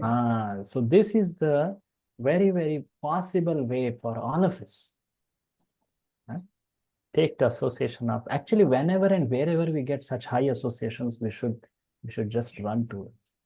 That is something like, we may be sitting and doing at our homes 1%, but you go and just associate with those great devotees for a few moments, you get like tens and hundreds of thousand times what you can do at home single, is it not? So that is the great boost for one's advancement. So this is the attainment of, what was that? Bhava by sadhana. So in the sadhana, the Vaidhi is specifically talking about association of devotees. Now by Raganuga also, people, many great souls, they attained Bhava by Raganuga sadhana. Performance of Raganuga sadhana alone. It was seen. One example Prabhupada quotes in the Padma Purana. In the Padma Purana, there is the story of a neophyte devotee who, in order to raise herself in the acoustic platform, danced all night to invoke the Lord's grace upon her. So she heard about this great devotees dancing for pleasure of Krishna. Mirabai, Prabhuji? This lady was called Chandrakanti. This is described in Padma Purana. So she danced, remembering the love of Lord towards his devotees, especially gopis. And she attained Bhava. So this example is also quoted here. So this is the method which we saw by the method of sadhana, by Vaidhi and Raga. Now, there are evidences for how one attains Bhava by mercy. Though it is rare, it is possible. It's actually the free will of Lord and devotees, how they will bestow mercy on even unqualified people. But it is a possibility, right?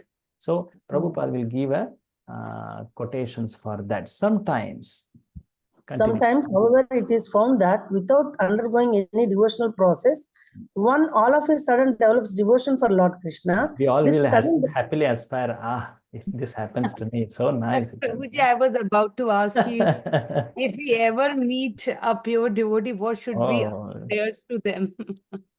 Please bless us. You can pray your hearts, but have this aspiration ultimately to attain prema, either by mercy or by association. Won't that be so selfish to ask these things from a sadhu?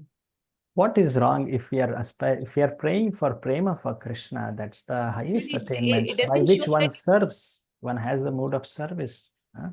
One is never seeking a selfish pleasure, actually. And when one attains prema, he becomes so compassionate to all. He becomes in the mood of service to all. It is okay to ask.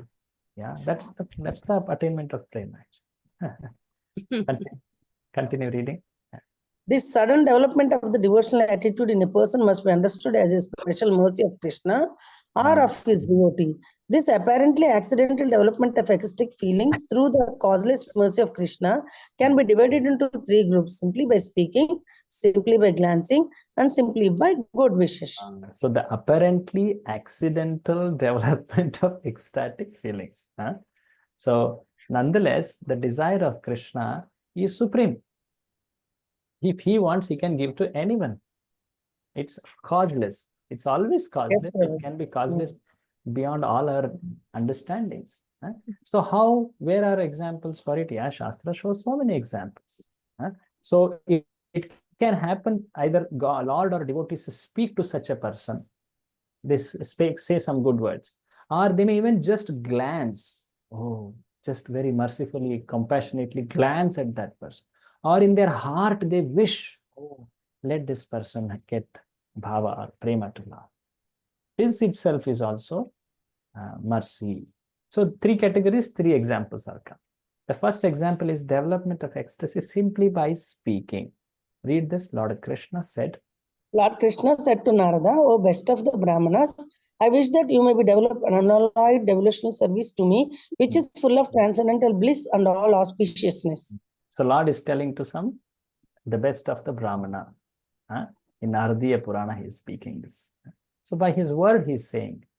In Skanda Purana, there is a statement about developing ecstatic love towards Krishna simply by glancing. Yes. It is stated there, when the inhabitants of Jangala province saw the personality of Godhead Krishna, they were those stricken with feeling that they could not withdraw their glance from him. So I remember this. Sri Chaitanya Mahaprabhu's pastimes are filled with this. He glanced, he had in his heart that wish, may this drunkard get prema to Krishna. Such causeless mercy was unseen, actually. Because he desired, he glanced, he spoke, people develop such bhava and prema. That's the speciality of personal presence of the Lord. Unparalleled.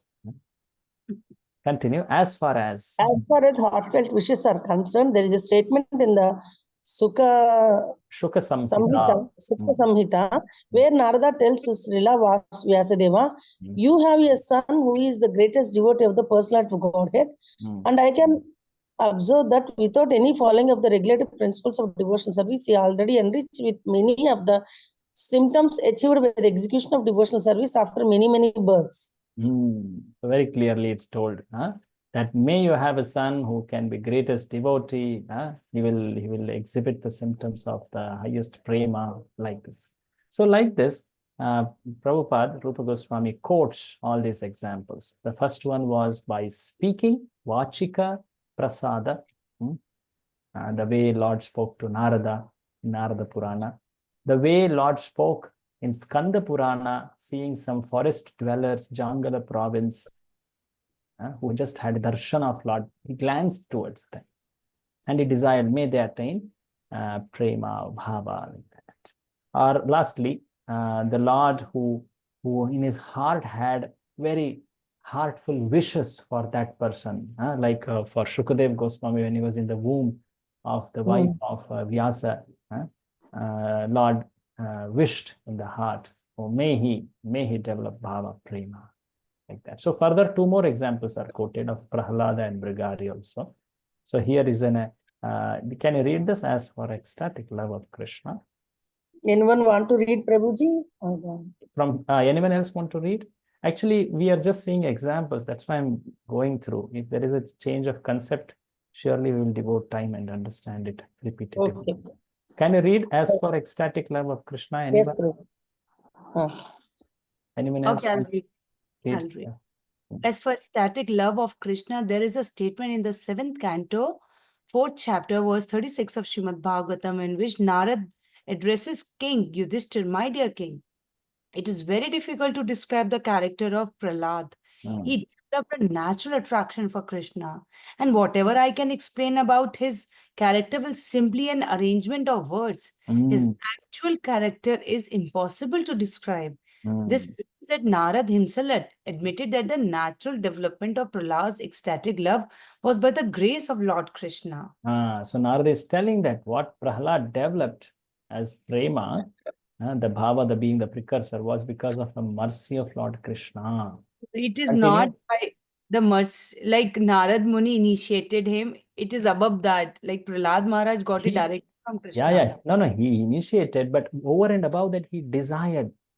And that desire invoked mercy of Lord. All this was actually mercy, is it not?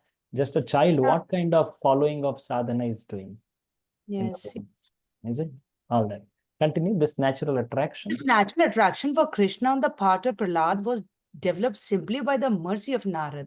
Yeah. When Prahlad Maharaj was within the womb of his mother, she was being sympathetically instructed by Narad about the science of devotional service. And at the same time, Narad was wishing that the child within the womb could also take advantage of the instructions. Because Narad, an authorized devotee and great associate of the personality of Godhead, for desiring auspiciousness for Prahlad Maharaj. He developed all the characteristics of a high-grade devotee. This is called natural attraction. It is caused by the special grace of the personality of Godhead or by the special grace of a great devotee like Narada. So like that. In fact, another case of Mrugari, we know that story of so there also it is told. Of course, we see Narada instructed, but Narada, in fact, more and above that, he desired, may this person, low-born hunter, become a great elevated devotee. So our fortune is that we become recipients of such mercy. That's fortune that we always pray for, surely. But when it comes, it comes. It's on their free will. Is it not? Even Prabhuji, I've heard so many quotes from Maharaj and all that, like sadhana is there, but the prema you'll get is by mercy only. Yeah. Actually, beyond, in fact, Raganuga sadhana onwards only, that mercy component becomes more prominent. Right? One cannot attain lobha without the mercy. One cannot attain bhava.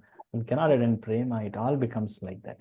But nonetheless, the desire to attain that greed one expresses, that becomes, that makes the Lord become merciful on us.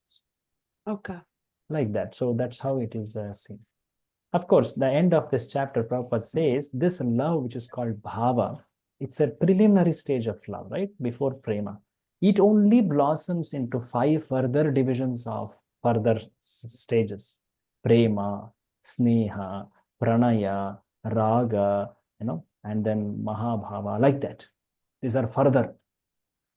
Ahead prema also there are many, in fact. So That Radharani. yeah, Mahabhava, all that. So Bhava is the preliminary, the beginning. It's like the sprout, it's like the sun ray. So this is how our acharyas have explained the Bhava. Now, there was one characteristic of Bhava, which is he is so soft in heart, or he or she is so soft in heart.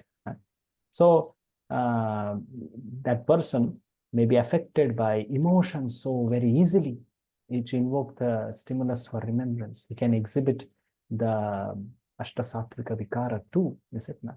Now, for some, there could be bhava, and the devotee may not exhibit that kind of tears and things like that. So how will one determine whether this person is in bhava or not? So Rupa Goswami has told very clear, reliable symptoms or characteristics of one in bhava. So that is the topic of the next chapter. The next chapter is devoted to understand how one can visibly see, oh yeah, this person has bhava. There are 9 symptoms of them, very important to remember too for your exams, the 9 symptoms. And surely for our understanding, it's very, very important. And they are so practical also, you will see. Okay, we will discuss this in our future chat session, mostly on Monday. Today, what did we see? We saw Raganuga Sadhana Bhakti's part. The eligibility we started with the Lobha. When can that Lobha or greed manifest? After Anartha Nivritti. After Anartha Nivritti, that is Nishtha stage. Remember that point, after Anartha Nivritti, where the material contamination is destroyed. So for that, additionally, we saw the 5 obstacles before Nishtha to cross across. And then one attains Nishtha. Then we saw in Raganuga Sadhana Bhakti 2 types. Recollect, please. What are the 2 types? That Kama and Sambandha and Kama Raganuga. Yes. Kamanuga, Sambandha. 2. Within that there are 2, direct, indirect, or attaining the exact love or following that love, like that. There are 2. But that differentiation is shown. And then we saw Bhava. So of course, Raganuga Sadhana is also called by Pushti Marga. Pushti Marga. Then Bhava Bhakti. So in Bhava Bhakti, how do we know what is Bhava Bhakti? What is the definition? It is the Preliminary stage of prema. Prema. That's the simplest definition. To technically understand, there is a Shuddha Sattva, the mercy of the Lord entered the devotee's heart. The heart has softened. There is various tastes or desires to attain Krishna, to please Krishna, to be near Krishna, serve Krishna, many things. Primary, secondary, their details are there. So how one attains bhava? 2 ways. Yes. Sadhana and Mercy of the Lord. Mercy of the Lord. So within that there were 2 categories too, is it not? We saw that 2 categories also. Sadhana and 2. No, Vaidhi Vaidhi and Raganuga. And in the prasad category, words, glances. And good wishes. and good wishes. Okay. So the Prabhupada quotes for every case evidences from Shastras, Puranas, like that.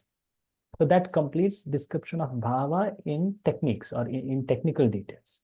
So how do we very visibly see, or what are the reliable characteristics? Because the characteristics like crying or tears or shivering, they are occasional. Sometimes pseudo devotees also may exhibit for some cheap adoration. So what are those reliable? So that will be the topic in chapter number 18. You will see them on Monday.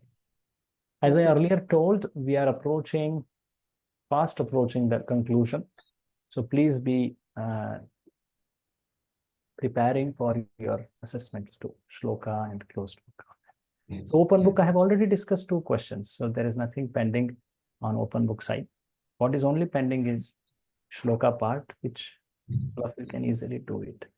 Prabhuji, can you Thank cross you check? very much. Yes. Prabhuji, those 2 questions you discuss and the questions given in the handbook seems to be a little different. I just want to cross check that if those are the ones we have to You do. can cross check. I have already shown what are the 2 questions. Any of you recollect what are the 2 questions? Prabhuji, but whatever the handbook is given to us, that is a different question we are having. Yeah, That's Some of you can show me on screen now. I will show what I am giving the rights to share. Anyone wants to show? I Show it. can.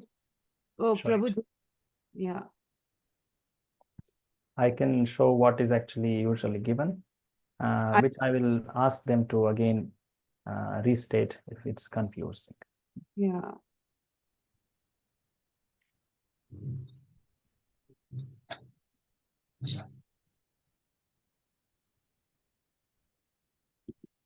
Okay, let me show if it's not ready yet.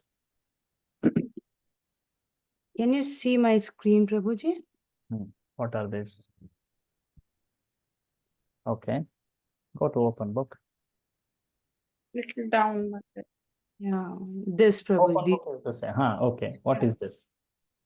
Okay, This- read. Claiming members from all sections. Okay, the first question is not right. Yeah. Second one is right. I have shown this. So the first question, I will ask them to change it.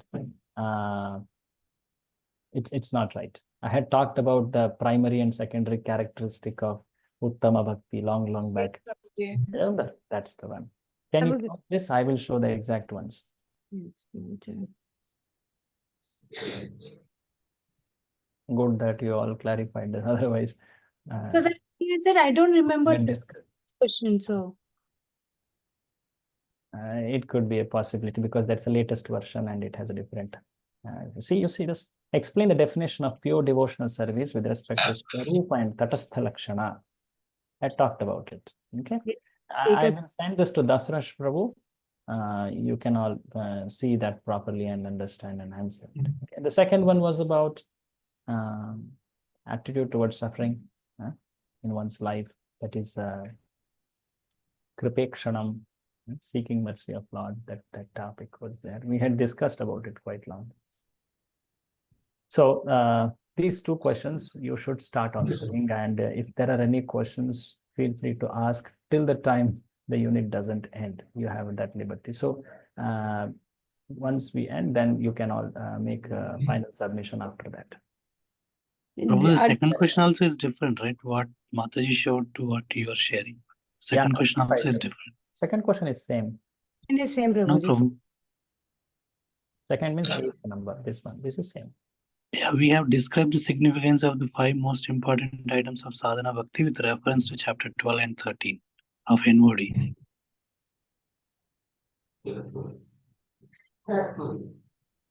Okay, I don't know which one all of you are referring.